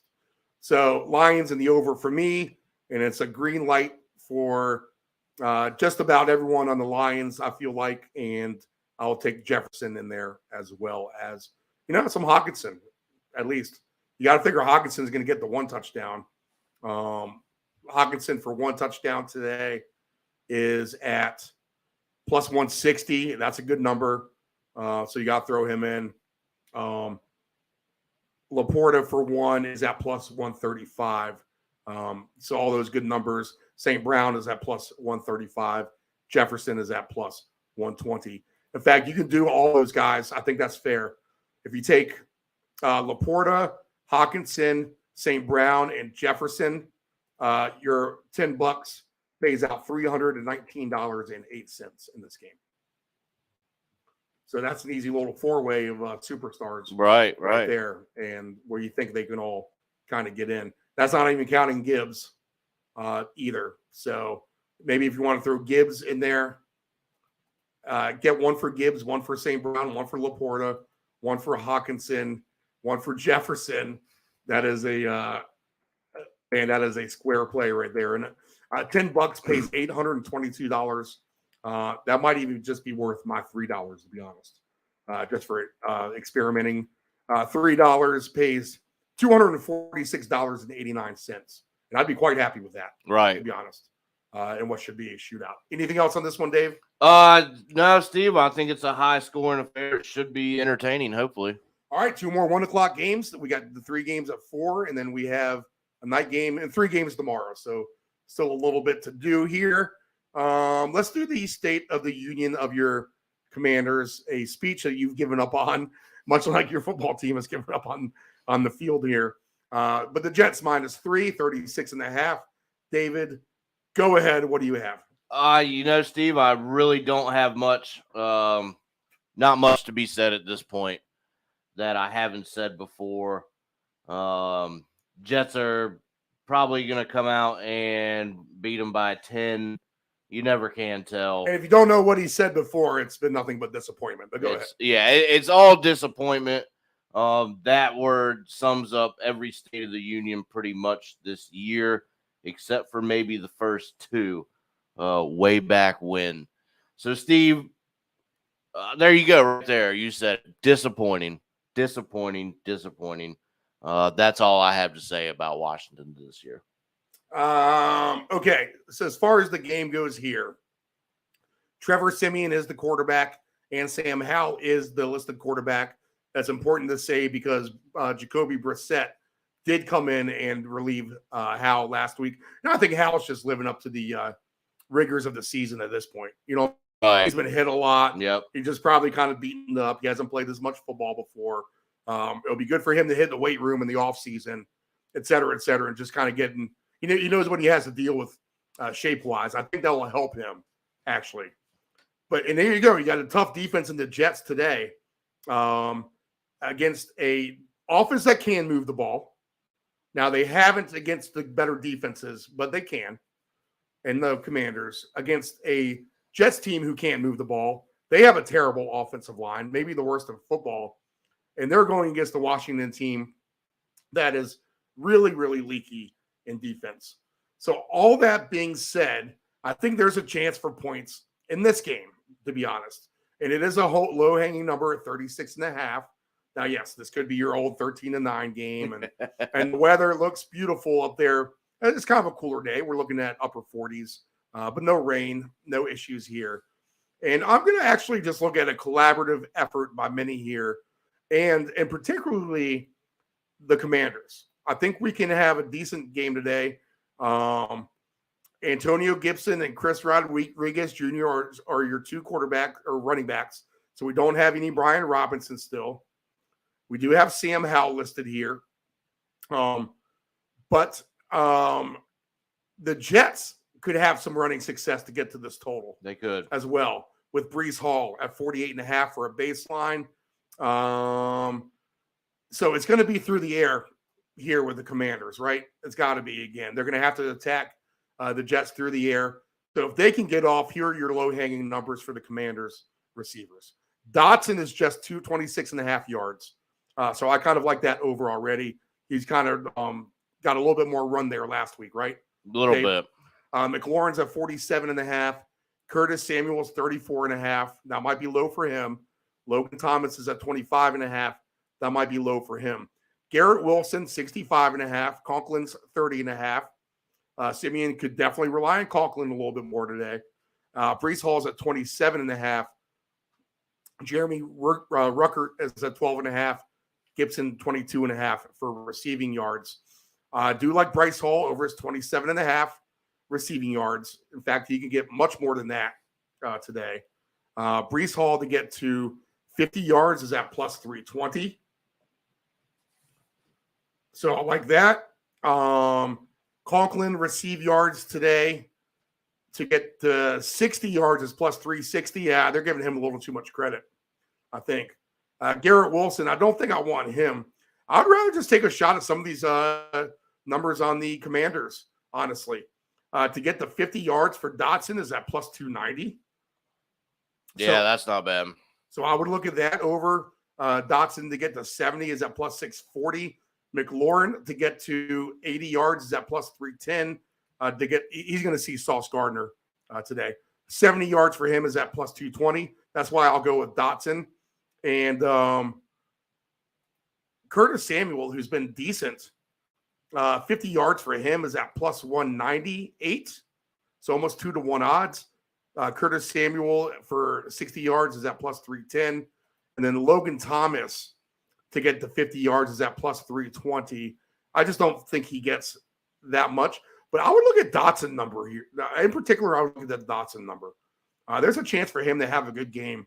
Plus 880 for Dotson to get 80 yards or more. Now, if you wanted to just take a shot with that, a shot at like Taylor Heineke at 40 yards rushing, and a shot at Bryce Young for like 40 yards rushing today, that's a very obscure play that's going to pay a lot of money. It really, really is when you have 3 plays at almost 10-1 odds. So I think the deal is there, try to find one more tricky one you can really juice up and give that the old round robin for 25 cents, and you're going to find a big payout. In fact, let me just go ahead and do that real quick, just so I know what we're looking at, because I can rewind real fast. That's the point of this show. We want to give out good, accurate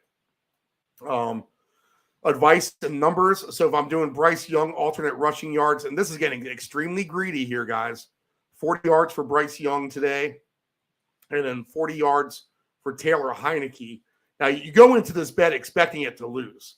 That's how you don't disappoint yourself, okay? But if it does happen, then you're like, oh, man, look at this. This is crazy. You can show your friends the ticket of what you won.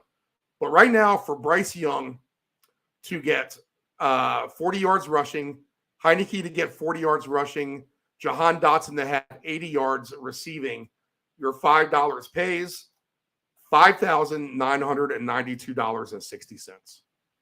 So why wouldn't you do a shot on that? Right. $1 pays $1,200. All right. So I'm going to have to do that and find a third crazy cast of characters to do it. And honestly, you kind of back that all up. Do each individual leg for $1, and that way you cover your losses. Still win $3 if one of them just happens to hit.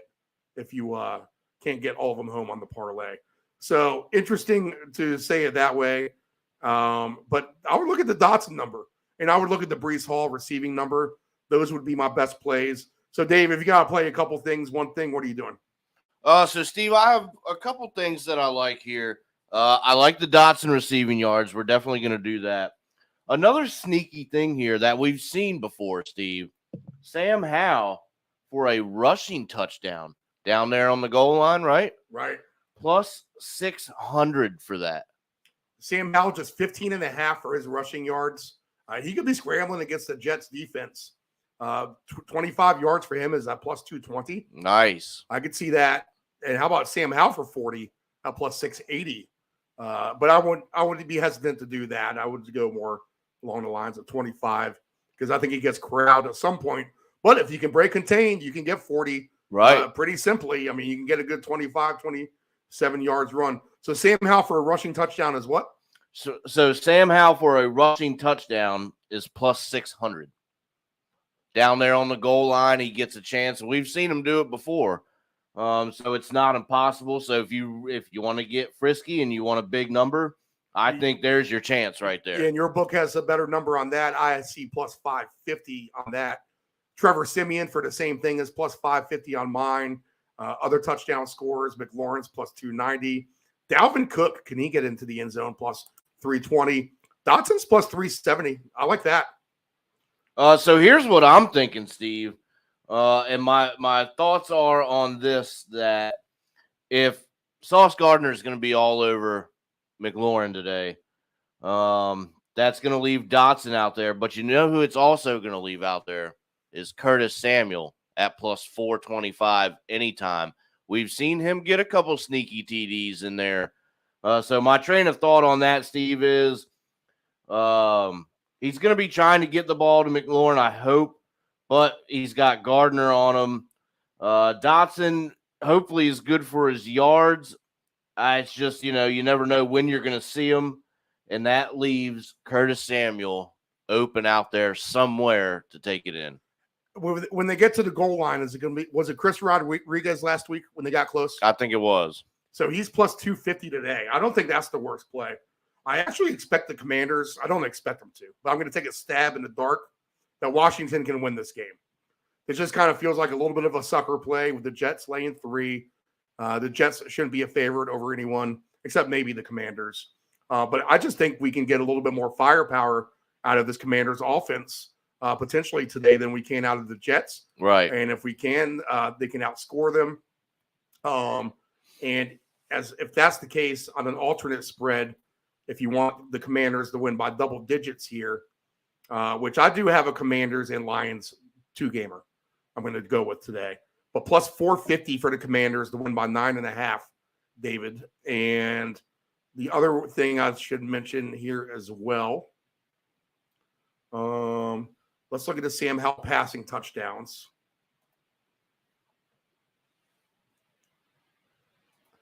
Now, Sam Howell to have a 300-yard game is plus 880. I mean, that could happen. Right. Even against the good Jets defense. So you're getting a big number on that. I'm gonna have to take a look at some of these quarterbacks with some low numbers that they're not expecting much from today.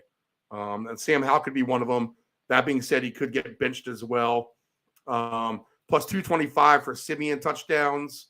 Sam Howell touchdowns for 3 of them is at plus 750. So that's not the worst thing either, Dave. And then he is capable of it. We've seen it before. It's like you said, though, season bogging down. He hasn't been protected very well. So like you said, he's probably just feeling it. But we have seen it from him before. So if we think that he can bounce back this week, Steve, those props should definitely be in play. Any other anytime touchdowns we haven't talked about? Bryce Hall minus 105. Garrett Wilson, a good number at plus 220. Antonio Gibson is at plus 240. Chris Rodriguez Jr., I'm going to have to take a shot at him at plus 250, somewhere in there.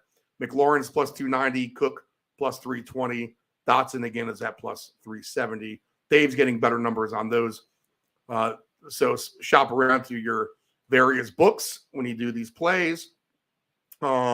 2 touchdown scorers, Bryce Hall 6-1. Chris Rodriguez Jr. 20-1. That's interesting. Garrett Wilson 22-1. Antonio Gibson 23-1. Cook 26-1. McLaurin 30-1. Dotson 39-1. How about that? Curtis Samuel 43-1. Tyler Conklin 60-1. Logan Thomas 65-1. I'm going to take the Commanders to win this game, and I'm going to look at the Dotson number and the Breece Hall number in particular for me, Dave. I might take a stab at some Sam Howell stuff as well. There you go. Yeah. Paying too good. All right. Anything else for you? No, Steve, I think that's probably going to do it.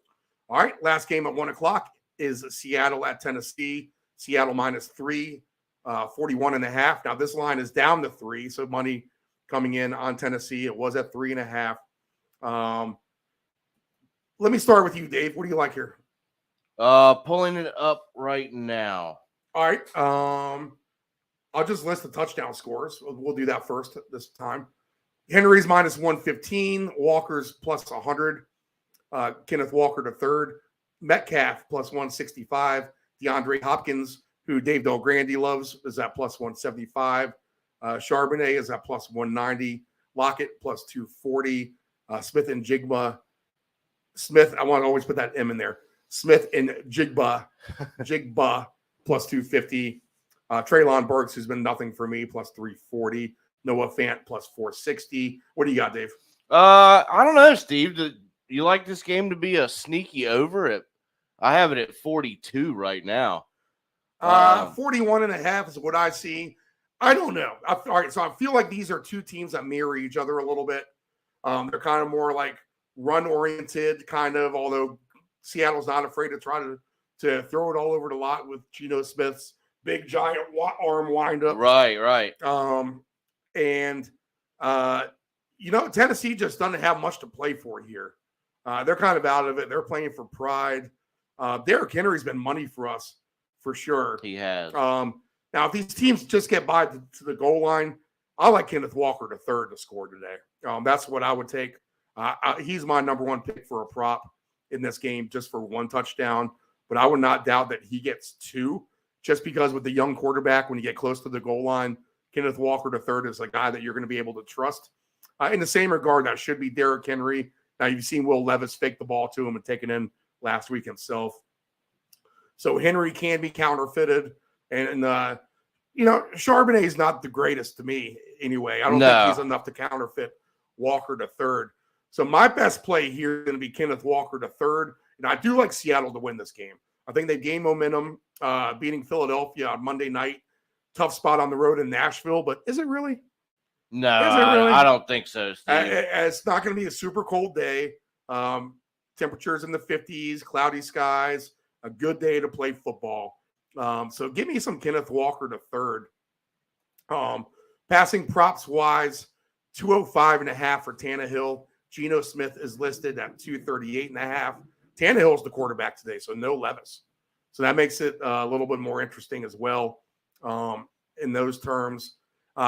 Kenneth Walker to third, 61.5 rushing yards. I think it's too little. Charbonnet is at 27.5. Derrick Henry at 60.5. Spears, they love some Tajay Spears. They do. For Tennessee, 28.5 for him. I could see him being a receiver yard over. Ryan Tannehill, 8.5 rushing yards for him. Kenneth Walker to get to 100 yards today is at plus 390. I would maybe trust him at 80 yards at plus 194.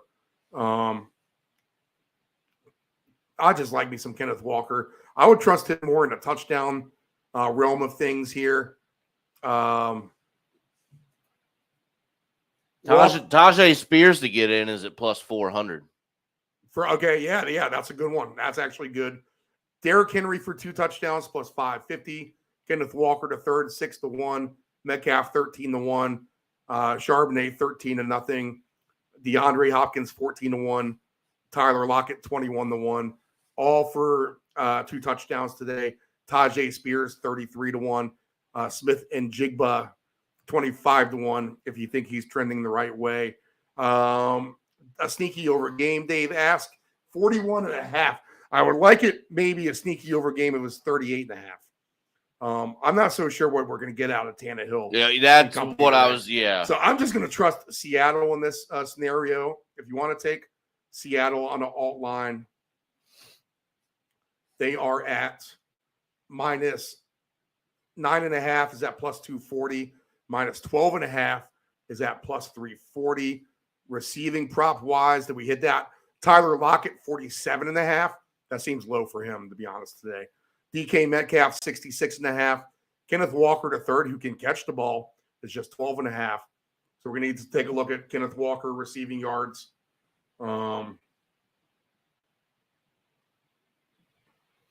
Let's see. Noah Fant, 20.5. Burks, 28.5. Smith and Jigba, 40.5 as well. I don't know. Give me Seattle here and give me some Kenneth Walker props. That's going to be my main focus here, Dave. Yes. Come up with anything? Seattle minus 5.5 for me. You know, for whatever reason, I love that 5.5 number. It's simple. You walk it off in overtime and you win by 6 points. Exactly.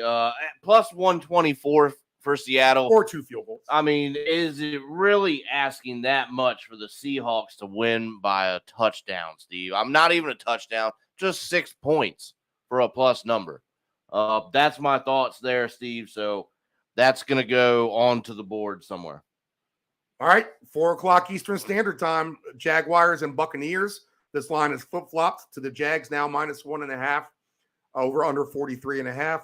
That comes after Trevor Lawrence has been given the pass to start as the quarterback.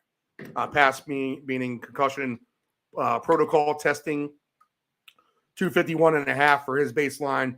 Mayfield's 239.5. And David, I just kind of will say this. I've said it all year. Tampa Bay has been my darling. Tampa Bay just has a veteran presence on that team. They do. They're veteran players. They're, they're kind of like the old man team. We've heard this analogy before. The old man team at the YMCA. Like, oh, man, we're going to go out and whoop these guys in flag football. And then here they go. They go ahead and beat you 34-20 like they did the Green Bay, the youngins last week. Tampa Bay, Jacksonville is a younger team, but without Christian Kirk, I'm wondering how much they actually miss him. I feel like they are tremendously. I feel like that's a dent into their passing attack here. I'm not so sure why this game flip-flopped on the spread. I could see this being a good competitive game, but go ahead and give me Tampa Bay. And I could see Tampa Bay winning this game by 10 points. To be honest. They've covered alt lines for me in the past. So that's kind of a sneaky one again here. Baker Mayfield's 239.5 baseline. Trevor Lawrence again 251.5. Baker for 2 touchdowns is minus 113, plus 108 for Lawrence. Baker to throw for 3 is at plus 350. Now, I think we get some handoff action down low potentially as well. No passing touchdowns for Lawrence right now, which is interesting. Maybe they end up pulling him off the field too. All right, so that will probably pop on later in the day.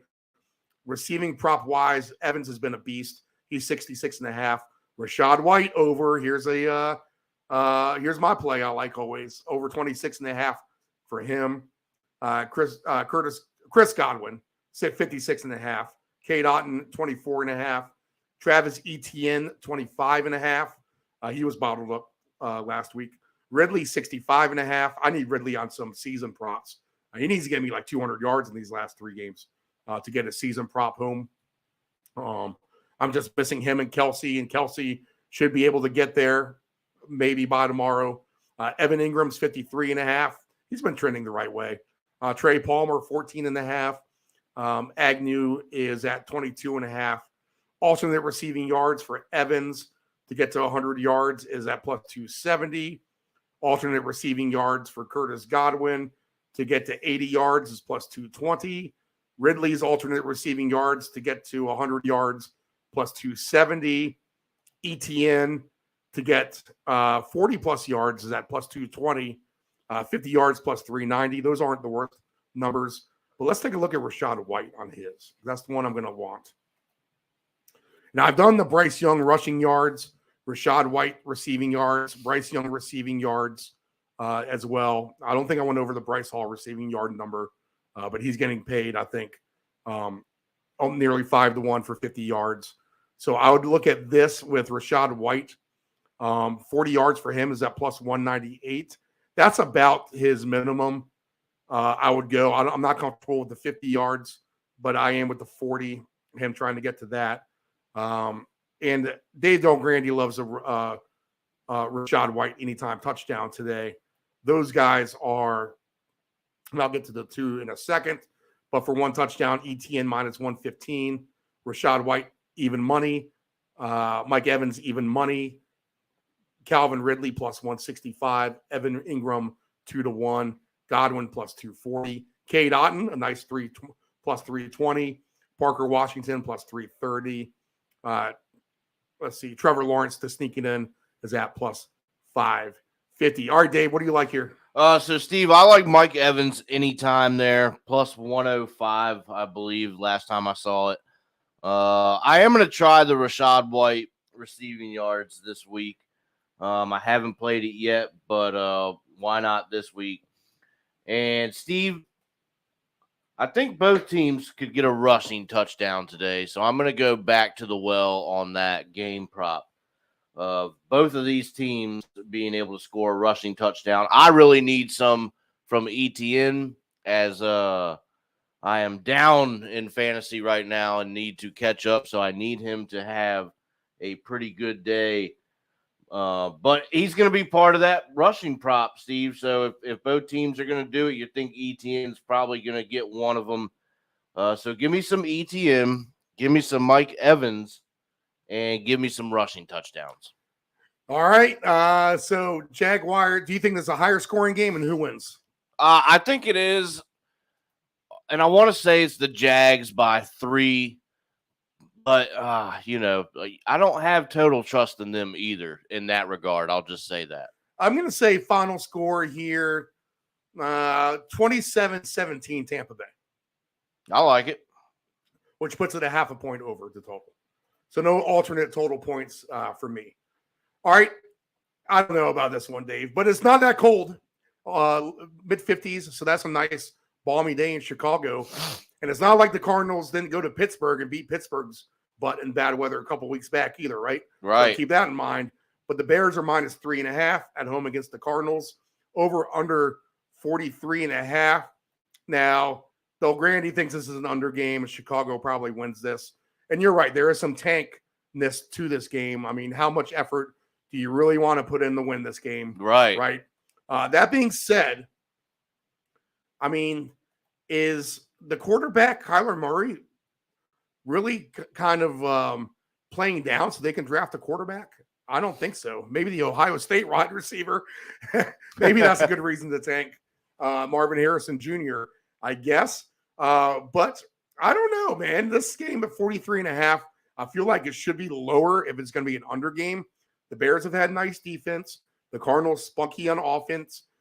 Two good tight ends in this game with Cole Kmet, and also Trey McBride's come off out of nowhere. Right. He is literally a physical specimen of a beast. So I would look at the two tight ends today to actually have decent receiving games. The passing props, you're going to get some low numbers here if you want to attack them. Justin Fields, 205.5. Kyler Murray, 214.5. Alternate passing yards for Murray, 250 yards or more is at plus 220. Justin Fields for 250 yards or more is at plus 280. Touchdown passes, Kyler Murray for 2 is at plus 154. 3 Kyler Murray touchdown passes is at plus 630. Justin Fields touchdown passes, 1 is at minus 480. 2 is at plus 120. 3 at plus 480. Receiving prop wise, McBride is at 61.5 for his baseline. Cole Kmet, 38.5. DJ Moore, 67.5. Darnell Mooney, 29.5. Michael Wilson Jr., 30.5. Dortch, 20.5. Rondell Moore, 21.5. Alternate receiving numbers today. So no Hollywood Brown here for the Cardinals. Like, really, who do the Cardinals have to go to except Trey McBride now? Right. Looking at it here. John Connor maybe as well. I'm going to kind of start to lean towards the Bears in this game, to be honest. They're going to have a little bit more weaponry at home, I think, here. But McBride's alternate receiving yards is at, for 100 yards, it's plus 370. I don't know. I don't like the weapons the Cardinals are putting on the field today. Cole Kmet to get to 50 yards plus 158. 70 yards is at plus 390. 60 yards plus 250. How about this, Dave? I'm going to just round off this crazy parlay like this. I'm going to throw Cole Kmet at 90 yards receiving. Okay. Now, I'm literally going to put like 50 cents on these. Right. But I'm going to throw him in with Dotson for 80. Bryce Young, 40 rushing. Heineke for 40 rushing. All right. And if I do 25-cent parlays, if I hit 2 of them, not going to pay the greatest, but I'll get like $20. Right. $30. $25. If I hit 3 of the 4 on 25 cents, I'm going to win $250. So let's just bump it up to $1 each. We'll make this a $5 total bet. All right, 3 of the 4. Cole Kmet, 90 yards receiving. Heineke, 40 yards rushing. Bryce Young, 40 yards rushing. Jahan Dotson, 80 yards receiving. Complete long shots that maybe have no business getting there, except I do like that Dotson number a lot. But Kmet maybe does have a nice couple of catches where he physically runs down the field and bowls over some non-carrying Cardinal defenders. Think of it that way. But now this $5 bet, where if you hit 3 of the 4, you'll get about $1,000, maybe $1,100 on the average. And if all 4 were to happen, you're going to walk home with $15,000 off of $5 here on Christmas Eve. What about that, David? I don't see why not. For $5, it's for $5. Come on now. Or 50 cents will win you, or $2.50 will win you $7,500. All right. We like that. So again, Dotson for 80, alt line, Bryce Young and Heineke, both to rush for 40 yards in their games. Cole Kmet, 90 yards receiving in his game. All right, so there you go. I'm going to have to lock that in. Let me get a picture of that. So give me the Bears. I'm going to take the Bears. Give me some Cole Kmet at home. What are your thoughts here, Dave? I'll get into some of the numbers in a second. Yeah, Steve, I am going to try and lean on DJ Moore today. Plus 120 anytime, plus 750 for 2. I just think it's the Bears here. I did take a weekly special on this one, Steve, to round out just start the day off with, something kind of risky and frisky, I'll say. But DJ Moore and Trey McBride to combine for 150 plus receiving yards. McBride seems to be one of the bigger targets there for Arizona, and we've seen what DJ Moore can do. So between the two of them, getting 150 shouldn't be too much of an ask. It's only at plus 150. So, Steve, that's what I'm going to do in this one. That's the frisky play. Other than that, give me some DJ Moore, and I think the Bears come out on top at home.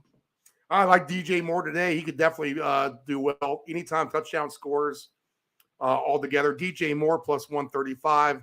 Fields plus 145. Herbert plus 155. Connor plus 150. Commit plus 170. Rashawn Johnson plus 170.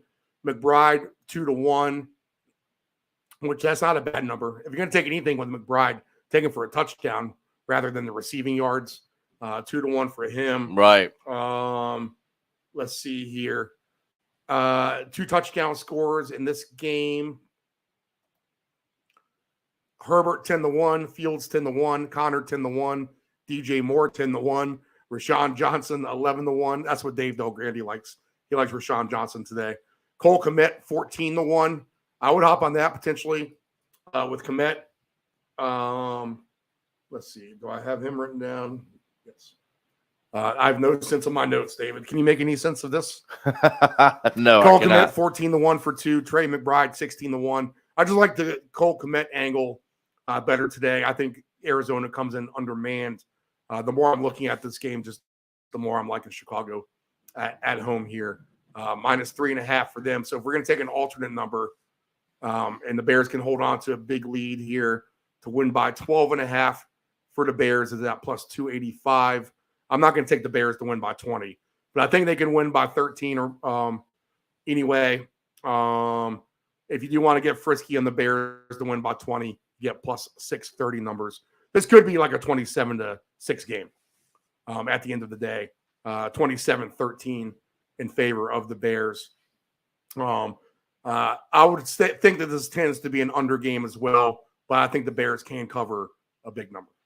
All right. Anything else there, Dave? Bears minus 5.5, if that surprises you. Rushing props wise, no surprise to me. Again, let's see what the quarterbacks are. Kyler Murray's 28.5, Fields 56.5, Connor 54.5, Herbert 38.5. I would stay away from all of those, to be honest. So no rushing props in that game. DJ Moore, man, yeah. What's his alternate number? Because that could definitely be a big receiving game for him. If you want to get frisky on some DJ Moore, 100 yards is at plus 260. 125 yards is plus 550. DJ Moore to get 150 yards is at 10-1. And that might even be better than the Cole Kmet number at 90 yards, to be honest. So maybe play them both. And you can have an interesting little round robin that way.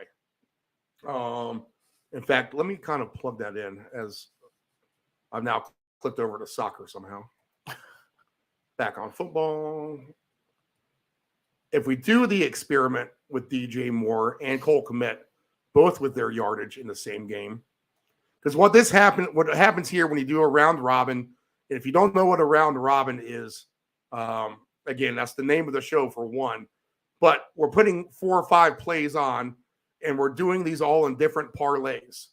So if we have 5 picks, we now have a bunch of different 2-game parlays. We have a bunch of different 3-game parlays with these picks. We're giving ourselves room to lose a couple. But if they sweep the board with all 5, then you can make a complete fortune. So let me get back to this Bears game. just in case Kmet and DJ Moore both can go off, which they've done before. There have been games where they both are the primary receiver and both get a lot. But let's throw DJ Moore into this crazy parlay that we have here. And now what happens is in the combinations of 2s and 3s and 4s, you can't use Kmet and DJ Moore together, but now you can match them up with the other guys, and you have 2 different big 4-game parlays that you can hit, which each of those average out to be about plus $12,000 or so on the average. Let's see. This is a $10 ticket now if you want to add DJ Moore. And if this all happens, here's what will happen. So 3 of the 4 or 3 of the 5, the bulk of those not being both Kmet and DJ Moore, you're getting, again, about a little over 1,000 each. If you hit 4, one of those not being DJ Moore or Cole Kmet, and you get all the other guys, Heineke, Young, and Dotson, you're now going to get 12,000 each. But somehow, if they will let you do it on the 5, DJ Moore and Cole Kmet can both get these monster receiving yards at home for the Bears today. Now your $1 will pay $252,000 on just a $1 bet. Why not? And that's just the Bears to blow out a non-caring Arizona team. Heineke, the scramble against a porous Colts team. Bryce Young, the scramble against a porous Packers defense. And Jahan Dotson to not be going against Sauce Gardner and getting 80 yards through the air. I don't think that's just too much to ask for $1 at the end of the day to win $287,000. Now, I would dumb that down too a little bit, Dave, with all those numbers and put $1 on that as well. Right. That way it gives you a little bit of insurance. Okay, what else do you have on this? Steve, that's going to be about it. Bears, I can't believe I'm going to do it, but Bears minus 5.5 at home. And I'm going to do some DJ Moore for 2. All right, let's see here. Back to our slate.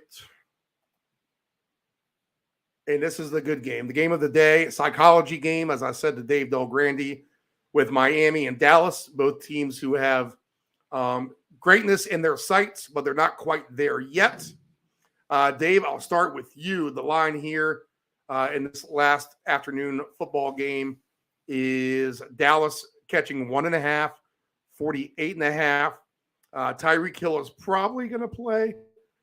We think he is. He's going to be listed, correct? He should be, yeah. Let me. I do have him. Yeah, I have here. him. Yep. Dave, let me just start with your thoughts overall. Cowboys and Miami. General thoughts, and then what are you looking at for a play? So, Steve, I tell you what, I feel sorry for the defenses today. That's all I'm saying. I can see it over. Yeah. It's at 48 right now, even for me.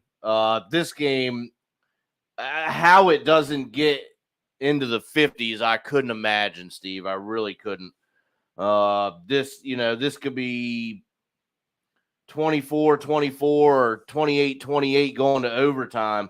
I mean, there is talent all over the field. This should be an absolute shootout, Steve. So I like it. I like it all here, really. Give me some CD. Maybe even some Waddle if Tyreek he can't go full, or if they've got him covered, knowing that, hey, maybe let's double him. He's a little banged up. Where else is he going to go? So maybe that opens the window for some Waddle props. But Steve, I think the play here is an over. I don't see how it could be anything else. I really don't. David, to me, this game could easily climb into the 60s. And if you get to 60 points, you get plus 360 on the alt number here. But I really like the Cowboys, actually. I think they're I've been there, done that a little bit more than the Dolphins have been. And the emphasis here for Dallas to win after losing in Buffalo last week, in which a game that they need for the division, right? Right. And Miami's, can't say that they're reeling a little bit, but they only beat the bad Jets. This is not a Jets team coming in here. This is the Dallas Cowboys. 77 degrees, beautiful skies. It's going to almost be like the Orange Bowl. It's going to be, there will be plenty of Dallas fans in the stands for this one. So the home field advantage won't be there. I expect a loud, fun atmosphere here. I think absolutely 48.5 is way too low here. But I can see Dallas winning this game somewhere along the lines of 41 to 31. And if the Dallas Cowboys win by multiple touchdowns, I won't be shocked at that. If this game is close, I'm not going to be shocked at that either. I just think Dallas is a little bit ahead of Miami here in terms of potentially hoisting a Super Bowl trophy. If you had to give me this game in the Super Bowl, I would take Dallas on a neutral site for sure, and I would bet them. And we're getting a 1.5 here with them. So on an alternate line with Dallas today, if you like Dallas to win, let's just say by 10 points, you'll get paid nicely at plus 350 on them today. If you think they get the super blowout to win by 3 scores, something like 41-21, you're getting almost 11-1 odds for that to happen for the Cowboys today. On the flip side, if you want Miami in an alternate line, Miami to win by 10, you're getting, not as great of a number, a little less than, 3-1 for them. Dallas, you're getting a little bit better. You're getting 3 and juice. But I agree with you. I think there's plenty of points to be had. There's plenty of ways to attack this. Tua is 266.5 for his passing. Dak is 264.5. I would expect Dak to go over that. I could see Dak having a 300-yard game at 2-1 odds. I like the Dak passing touchdowns. 3 touchdowns is plus 360 for him. Plus 260 for 3 touchdowns for Dak. So I think that's fair game as well. Tua's alternate touchdowns, 3 touchdowns for him is plus 280. I think that's fair. Although they like to give it to Mostert or Achane when they get down low. Achane's been dinged up. Do we have a number on him? I bet we do. Let's see what we have. Yeah, we do. So touchdown scores, CDs minus 120, Tyreek Hill's minus 115, Mostert plus 105, Pollard plus 115, Waddle plus 130, Achane plus 155, Ferguson plus 190, Cooks plus 220, Gallup, who I'm done with, but he finally gets into the end zone recently, plus 430. Durham Smythe does nothing for us at plus 550. Receiving prop wise, the baseline for Pollard's 18.5. That seems low. Right. So I'm going to have to take his alt over on that. CD 90.5, Gallup 16.5, Ferguson's 43.5. I like Ferguson for a touchdown more than I do the yards. Tyreek's baseline's 86.5.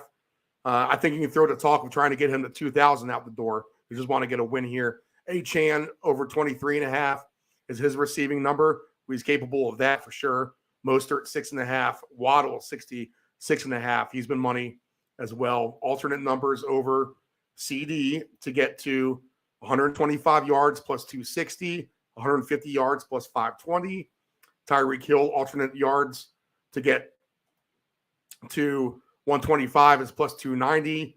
To get to 150 is plus 550. Waddle to get to 100 yards today, plus 270. 125 yards for him is at plus 550. And the Pollard number, which is one I want to look at if I can get him. I don't think they're giving me a Pollard receiving yards number, just the receptions, because they know he can get it. So I would just be happy with the baseline on Tony Pollard for his receiving number. But go ahead and give me an anytime touchdown for Jake Ferguson, or maybe even 2. And I do love some CD Lamb today as well. 2 touchdown scores plus 550. Tyreek 6-1, Mostert 7-1, Pollard's plus 750, Waddle plus 950, Achane 10-1. So Jake Ferguson 17-1. Brandon Cooks is back 19-1. So anyway, you dice it, David. A super over for you. Yeah, I don't see any other outcome. Possible scenario. Yeah, I agree. And it's a beautiful day in that fact here in South Florida for this game with the Dolphins, Cowboys. That is your main game at 425. The last game for today, the Broncos laying 7.5 and 36.5. Coldest game on the board. State of the Patriots address will be they still are playing hard for the coach. You noticed that last week in defeat to the Chiefs. It's not like they rolled over. They gave up effort. They were just incompetent in their effort. I would say this. If you're a survivor pool player on Denver today, I would buyer beware of that for sure, because I'm not convinced Denver can win this game. It's just going to be a matter of how these Patriots play in 22 degrees. But how will Denver play in 22 degrees as well is another way to say it. I could see this being more of an under game at 36.5. But don't be surprised if the Patriots don't cover this game, or at least keep it close for sure. If you want some low-hanging fruit, you're going to get plenty of it. Zappi's over-under yards passing 185.5. Russell Wilson 203.5. So Zappy to get to 250 yards passing is at plus 430. 8-1 for Zappy to get to 275 plus.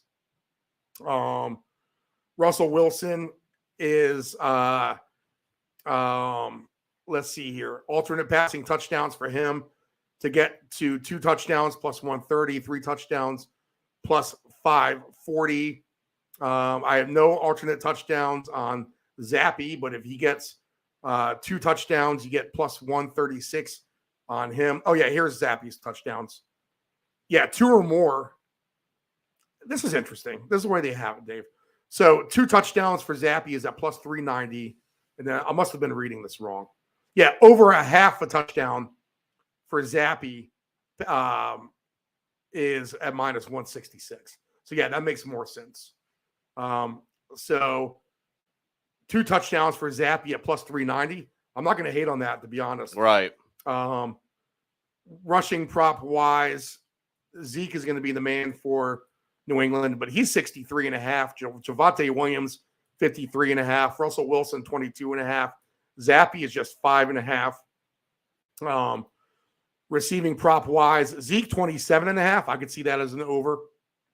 Cortland Sutton has been money, 50.5 for him. For other Patriots, DeMario Douglas, 48.5. It looks like Hunter Henry is not listed right now, so he could be out. Devontae Parker, 37.5. I'm not going to get all excited on any DeMario Douglas numbers, but Zappy for 2 touchdowns is interesting at nearly 4-1 odds. I would say that.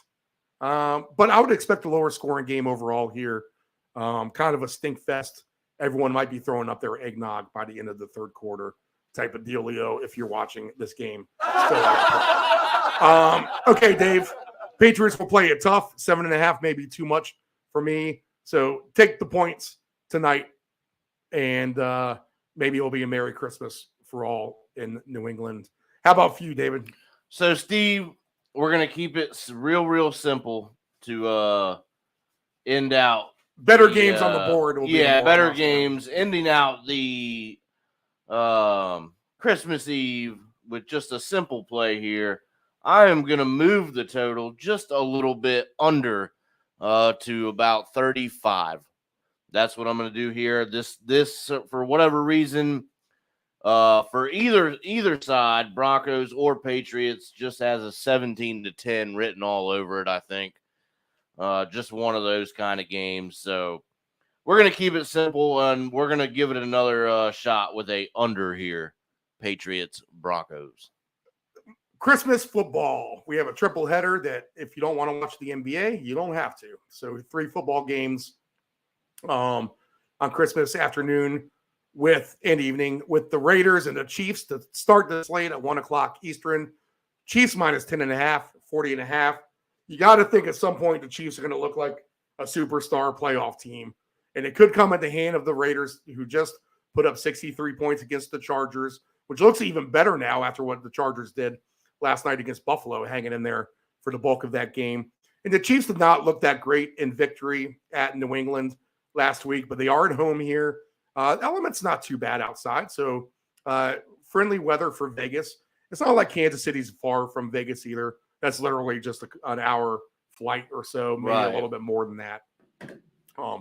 Nothing crazy at the end of the day. I would give it an hour and a half tops for flight time in that regard. But the Chiefs minus 10.5, over under 40.5 in this game. I'm having a harder one with this than I am most of them. I want to say take the points with the Raiders, to be honest, just because they look so good. But I could see this being an under game as well. Generally, this is going to be a pass for me, I think. I'll be with the family. I'll be driving dad home. So this is on the radio and not necessarily on the TV. I'm not going to be crying too much because I'm just don't think I have much interest in it. If you need some passing prop numbers, Mahomes is at 269.5 for a baseline. Aiden O'Connell, who lit it up last week, 206.5 for him. He looked really, really good. Aiden O'Connell, alternate numbers if you need that. 300 yards for him is at plus 850. 250 yards is at plus 240. Rushing prop wise, we do have Pacheco back.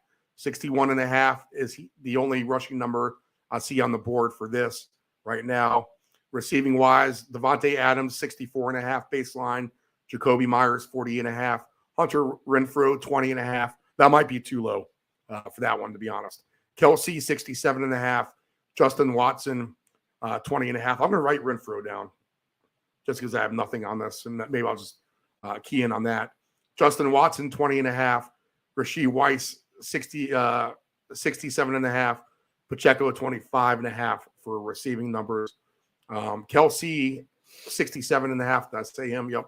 Kelsey for 100 yards is that plus 250.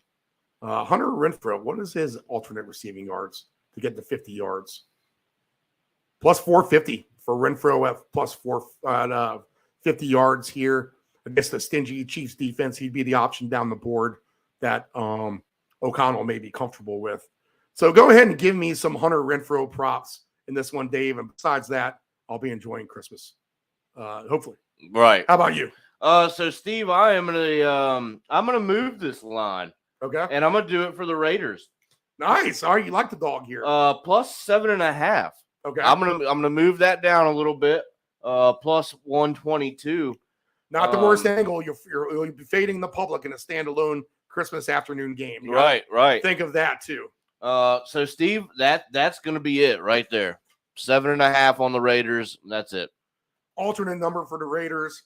I see at, what do you have for that, Dave? Plus 122. And I am getting at plus 124. So we're right there in the same neighborhood. Raiders to win this game outright, plus 420. Do you think I can pull the old, what we've seen all weekend with the college and pro games, the old switcheroo blowout scenario, which, no one's going to bet the Raiders minus 9.5, are they? Not in your right mind. But, that's what happens in these kind of crazy end of the season circumstances. And especially a Chiefs team who has not looked at any time great. But if you want the Raiders to win by double digits, 13-1 odds, Dave. Yeah, Steve, that's awesome. I have even just -2, which is where my book stops me for whatever reason. Plus 469 for them to win by a field goal, say last minute. The Chiefs are, dropping the ball. They don't look great. Here comes the Raiders, and they kick a last-second field goal to walk it off. And there you go, plus 469 to win by 3. I just think it's set up there, Steve. I mean, Chiefs should win this game. They need to win this game. But the Raiders might be able to keep it close, and that's what we're going to hope for. All right, let's see here. So I will say this about our next game, Philadelphia and the Giants. This is your 4:30 game on Christmas. One more left after this. 13.5 and 43.5. This could be the bloodbath of the week. It literally could be. It should be. The Eagles need a win. They're coming off a tough stretch of losses, and now this schedule softens up big time. The Giants look bad on the road in New Orleans last week, and I would expect the same thing again. DeVito could just definitely be in above his shoes here with Philadelphia. I really, really think that could be the case. So give me Philly in a rout here on an alternate line. Philly just to win by 20 points is only at plus 186. If they win by 24 or more, which I think they will do, is at plus 290. I think it's a green light for their running backs as well in this game. So I would look at DeAndre Swift in this one. 64.5 is his baseline rushing number. I think he can go over that for sure. I would like him in his receiving number as well. But I do like him for the scoring. And I know Hurts does the tush push and all that, but I think they're going to try to keep him a little healthier here down the stretch. So against the bad Giants team, if you can just kind of hand it off and get Swift in the end zone, I think Swift at 10-1 odds is good for a 2-touchdown score. Right. So I would take a look at that. Other 2-touchdown scores, Hurts plus 280, A.J. Brown plus 750, Barkley plus 850, Devontae Smith 15-1, Boston Scott 25-1, Goddard 29-1, Gainwell 47-1. Now remember, Boston Scott always scores against the Giants, right? It's like they make it happen. So Boston Scott, anytime touchdown, is at plus 300. Now I think there's plenty of garbage time opportunities for that to happen. So I would look for a Boston Scott touchdown, and I would even take a shot at him maybe even scoring 2. Because if you take him in a long shot round robin, Boston Scott 25-1 is still a good number at the end of the day. That almost tells you he's going to get 2 because he scores so many against the Giants. He scores every game against the Giants. So you got to remember that. We're kicking ourselves last year for him not doing that, for him not scoring. So give me the running backs for the Eagles in this game mainly. Receiving props wise for the Giants, Slayton 29.5, Rondell Robinson 31.5, Waller's 35.5. Swift is just 12.5, so I like that over for sure. Receiving yards over for Swift, I'll write down. Barkley's 18.5. I could see him getting that. He's going to be the lone wolf out there for the Giants at the end of the day. Dallas Goedert's 40.5. He could definitely go over that as well. Alternate receiving yards totals in this game. And we don't have, there's A.J. Brown, 75.5. Devontae Smith, 54.5. Okay. Alternate number over who do we have listed? Not quite everyone yet. Just the receivers mainly. I'm not going to jump at that. I'm going to wait for Swift to come on the board. But give me a DeAndre Swift over 12.5 receiving yards for sure. I think that's a layup. I like that, Steve. And then do we have a number on Boston Scott or Gainwell? Nothing on Gainwell or Scott in that regard. Those will pop up as we get closer to that game. But if I'm going to name a score in this one, I'll give the Giants credit for 9 points, and I'll give the Eagles every bit of 38 points in this game. So 38-9 is my final here. Eagles roll, and I think they do it mainly on the ground in a relatively easy fashion. All right, Dave, what do you got? Yes, if that's going to be the case, I like everything Eagles here. This will be a same game parlay tomorrow for sure.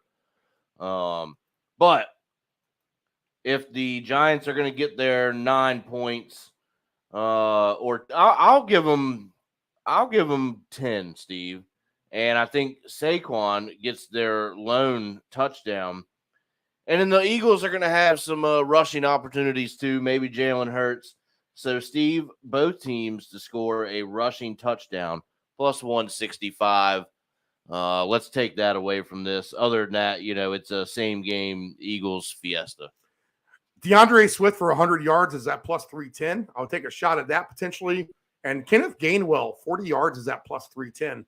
I would even take a shot at that potentially as well. Barkley, they're going to key in on him, so I'd be reluctant on anything with the Barkley rushing yards. Let's see. Anything else here? I think that pretty much covers it for this game. So a bloodbath for me with Philadelphia. Anything else for you, Dave? I think that's going to do it. All right, let's see here. Last game on the board. I'll let you get with it. Good game, night game on Monday. Ravens and the 49ers. Right now, the spread in this game is updated 5.5. Your favorite number, Dave, in favor of the 49ers, 46.5. So you start. Steve, I think I actually like the Ravens to cover this number. I think they're going to keep it close. Del Grande does too. Now, We know the Niners are, probably the best team in the NFC in my mind. But the Ravens no slouch either, Steve. So I think they can cover that.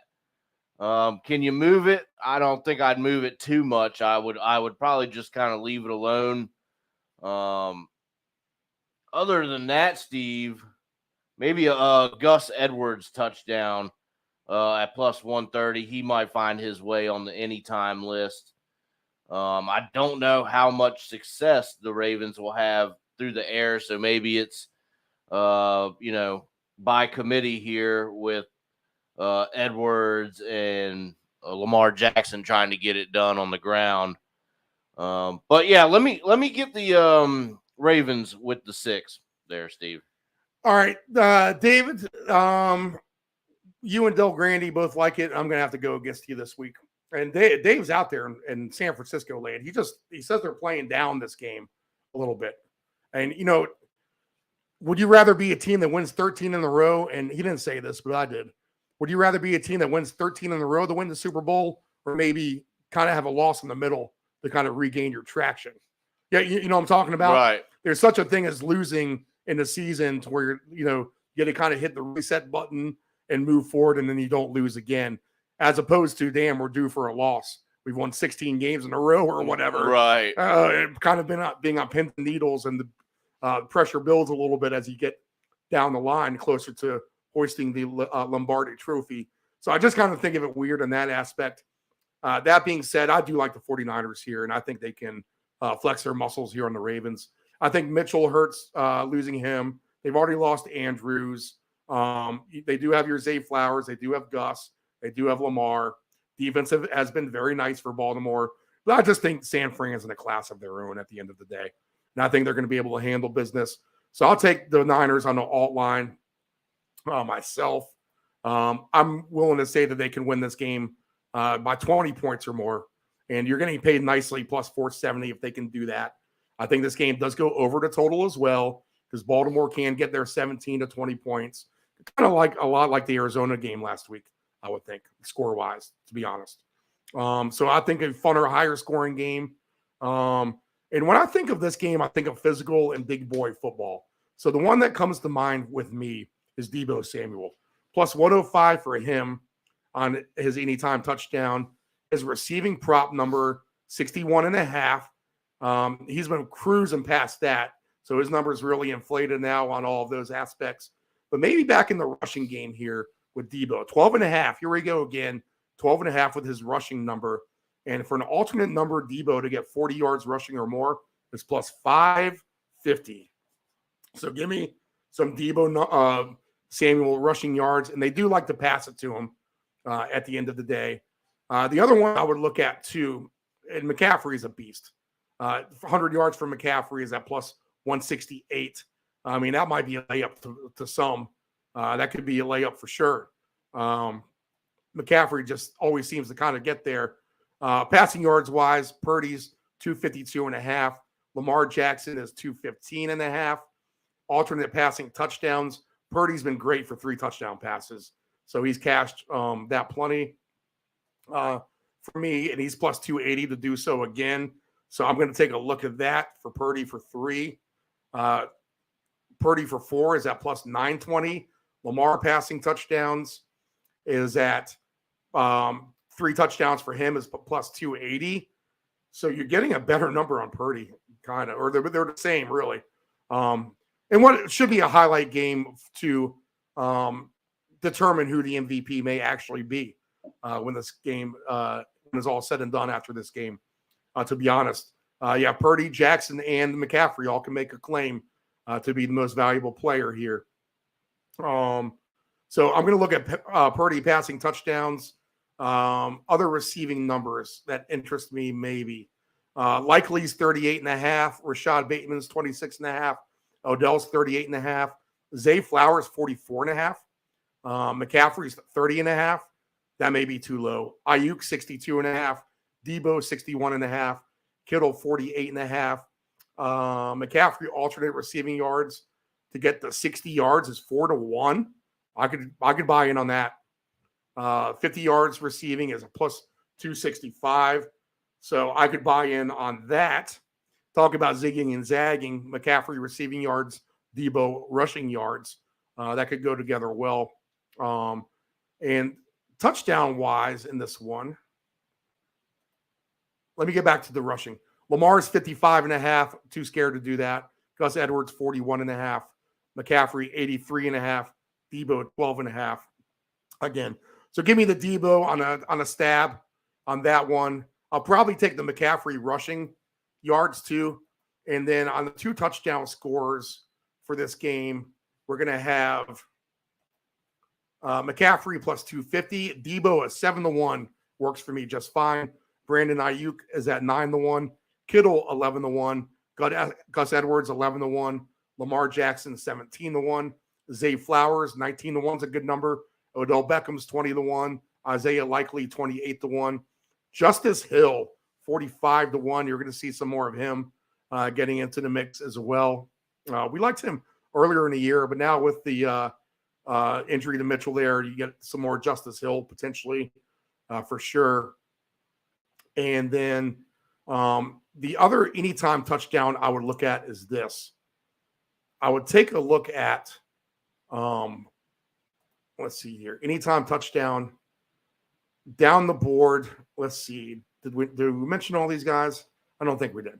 So Debo is 105, Ayuk's plus 125, Kittle's plus 150, Edwards plus 165, Zay Flowers plus 210, Lamar plus 210, Likely plus 270, Hill plus 400. Let's see. Creeping down. I would take a look at this. Big boy football. How about Kyle Juszczyk? We haven't had him involved in a while. Right. Plus 950 for a touchdown for him. So don't be surprised if they feed him the ball at some point to take a couple of the bumps and bruises off of Mr. McCaffrey and off of Debo in that ground game. So Juszczyk, sneaky anytime touchdown at plus 950. I think maybe worth a look. And if you want the Monday night anytime touchdown scorer prop for the first touchdown, let's see here. The first touchdown for Kyle Juszczyk is at 38-1. That's worth maybe a long shot there. He is due for a touchdown. He is due, Steve. Nephew Dave, I'm telling you. So you heard it here first on the round robin. All right, Dave will go with the Ravens. I'm going to go with the 49ers. And let's do this real quick, Dave. Let's go back just quickly through the list. I think it's good to kind of do a brief, what did we not look at? The 2 touchdown scores with the Colts and the Falcons, as mentioned before. We'll go through those real quick. Bijan's plus 330. Jonathan Taylor plus 420. That's a good number. Josh Downs, 17-1. Drake London, 19-1. Trey Sermon, 27-1. Heineke's 39-1. DJ Montgomery, 31-1. Darrell Patterson, 55-1. Did I say Tyler Algier, 16-1? Mm-hmm. I think I did. So that's that for that game. Anything random. We talked about Bryce rushing yards. If they're able to have success through the air, it could come with a Adam Thielen alternate number and the Mingo. We didn't talk about the Mingo, right? Alternate, maybe we did. Mingo 70 yards is at plus 520, 80 yards plus 750. So a good number there. Thielen, alternate numbers, 80 yards plus 360, 90 yards plus 520 for him. In the Cleveland-Houston game, Flacco for 3 touchdown passes. Let's get a look at that one more time because he has a lot of passing touchdowns to his name. Yep, 3 touchdowns is 5-1. Let me go back through my sheet here.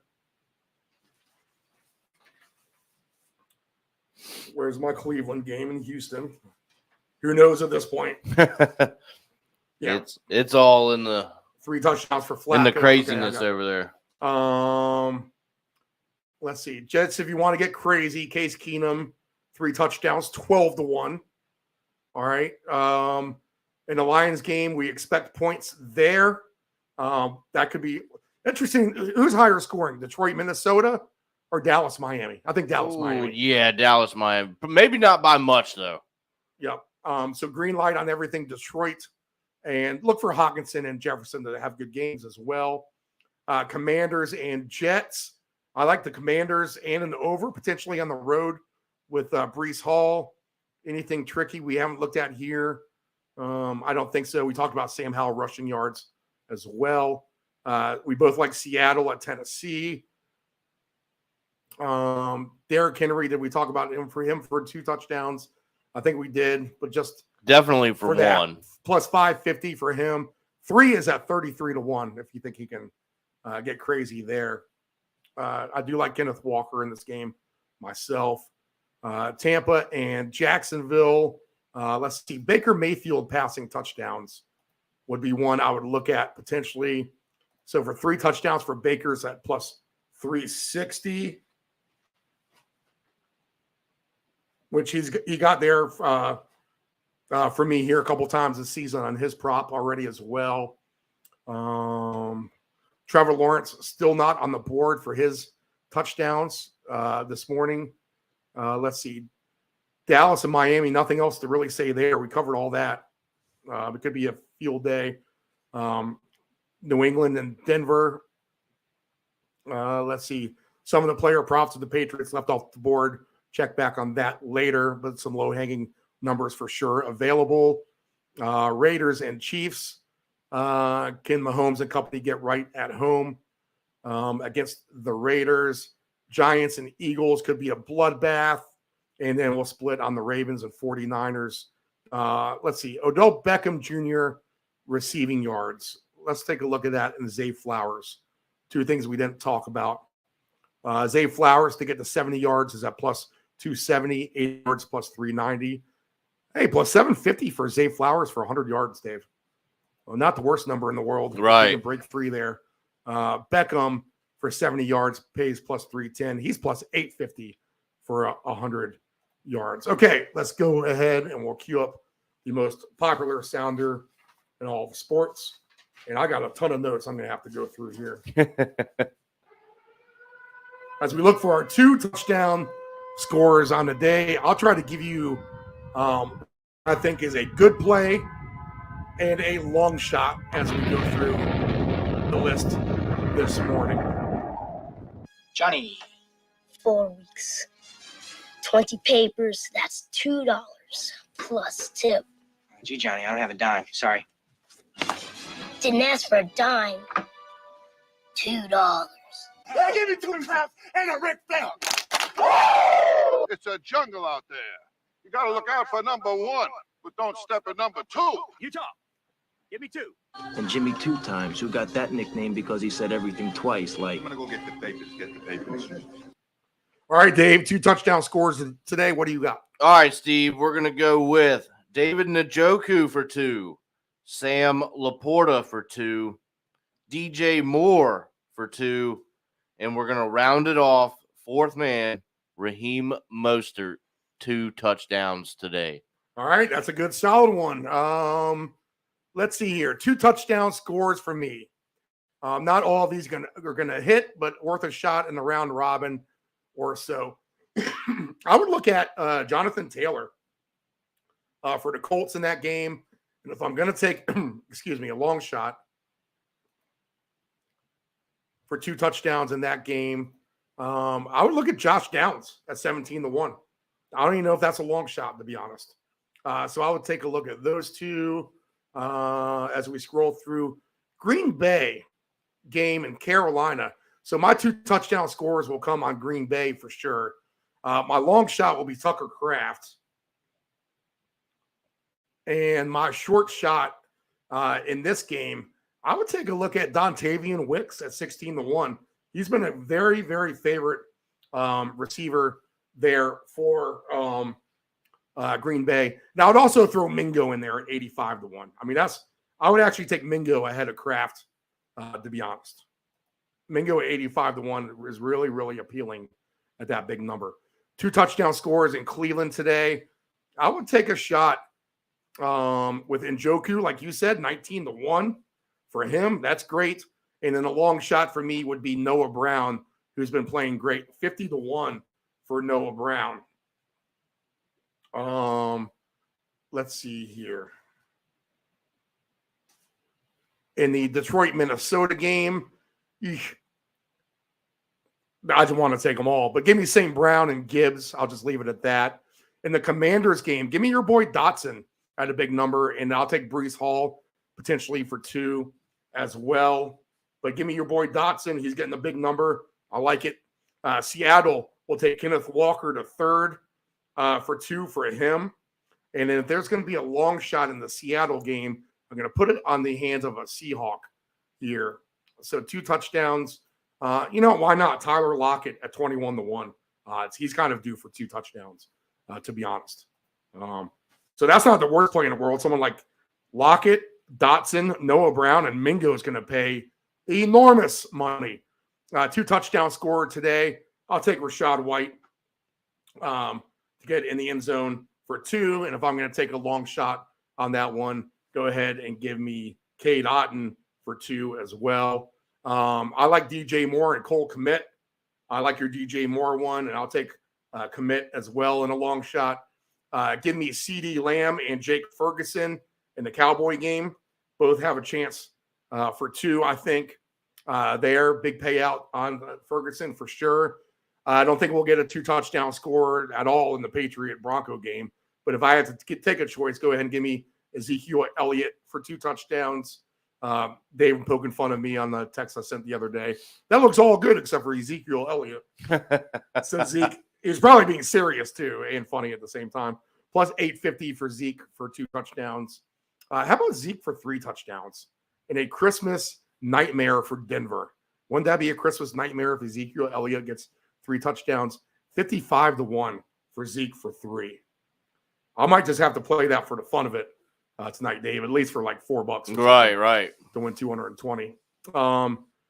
2 touchdown scorers. I don't have much faith in the Raiders or Chiefs to get that done, but I guess go ahead and give me Pacheco if it gets down to it, since he's been kind of money in that regard. Pacheco's at plus 500. Go ahead and give me Deebo Samuel for a 2 touchdown score in the 49er game. And if I do have a long shot in there, give me Juszczyk for 1. I'll just do a secret 1 touchdown score for you in there, but I'll take Deebo for 2. McCaffrey's bound to have 2 as well. And that is the slate there. Dave, your best bets. All right, Steve. Best bets so far, they're going to be in my notes. So I'll go ahead and just go off of the starter for today, the long shot. We're going to go with over 1.5 Gardner Minshew passing touchdowns today. Sprinkle a Jahmyr Gibbs rushing touchdown in there, Steve. The long shot in this parlay, Sam Howell for 1 rushing touchdown today. We've seen it before, so it can definitely happen. And then we're going to round it all off, Steve, and we're going to leave out on this note DJ Moore and Trey McBride to combine for 150-plus receiving yards today. Wow, okay. I will take the Packers on the alt line. I will take a sneaky over in that game as well. I'll take the Lions to win by double digits at Minnesota and an over in that game.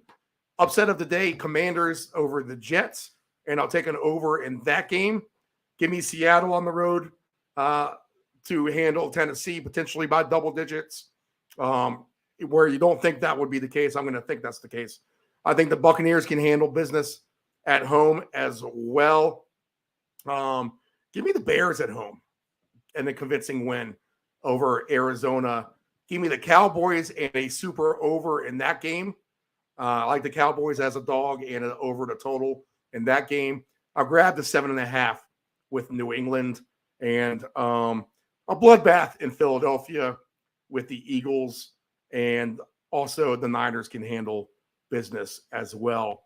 If you need a automatic, certain 100% this play is going to happen today, I just think this is ugly, Dave, and this kind of has grown on me through the morning. I'm going to take Detroit but I'm also going to throw Chicago in there. Okay. Now, as a late bloomer in that regard to handle business at home. So Detroit, Chicago in a 2-gamer, I'll take a chance with as well. If you want to have fun and take a chance on the alt line with the old Cowboys Commanders, which no one ever does, I think you have a chance on that one today as well. Prop wise, best props of the day. Let's see. You got to remember you have a Hawkinson revenge game. I mean, you're getting some low-hanging numbers on a lot of things. I do like the Dotson prop. I do like some Kenneth Walker a lot today. As far as his rushing number 2, if you want. Let's see. I think I like all my props equal. We'll take a shot. How about Debo over 12.5 yards rushing and McCaffrey with his receiving? There's a lot of low-hanging fruit on some of these receivers or running backs to have receiver yards today. Like Jonathan Taylor could get there for sure. So take a look at all the receiving numbers there and your quarterback rushing prop numbers. Sam Howell's paying big. Bryce Young paying big, proven to be runners. Howell all season and Young just in the last few weeks himself as well. Other quarterbacks who can run, I think today, let's see here. I would give a shot to Jordan Love as well. Heineke,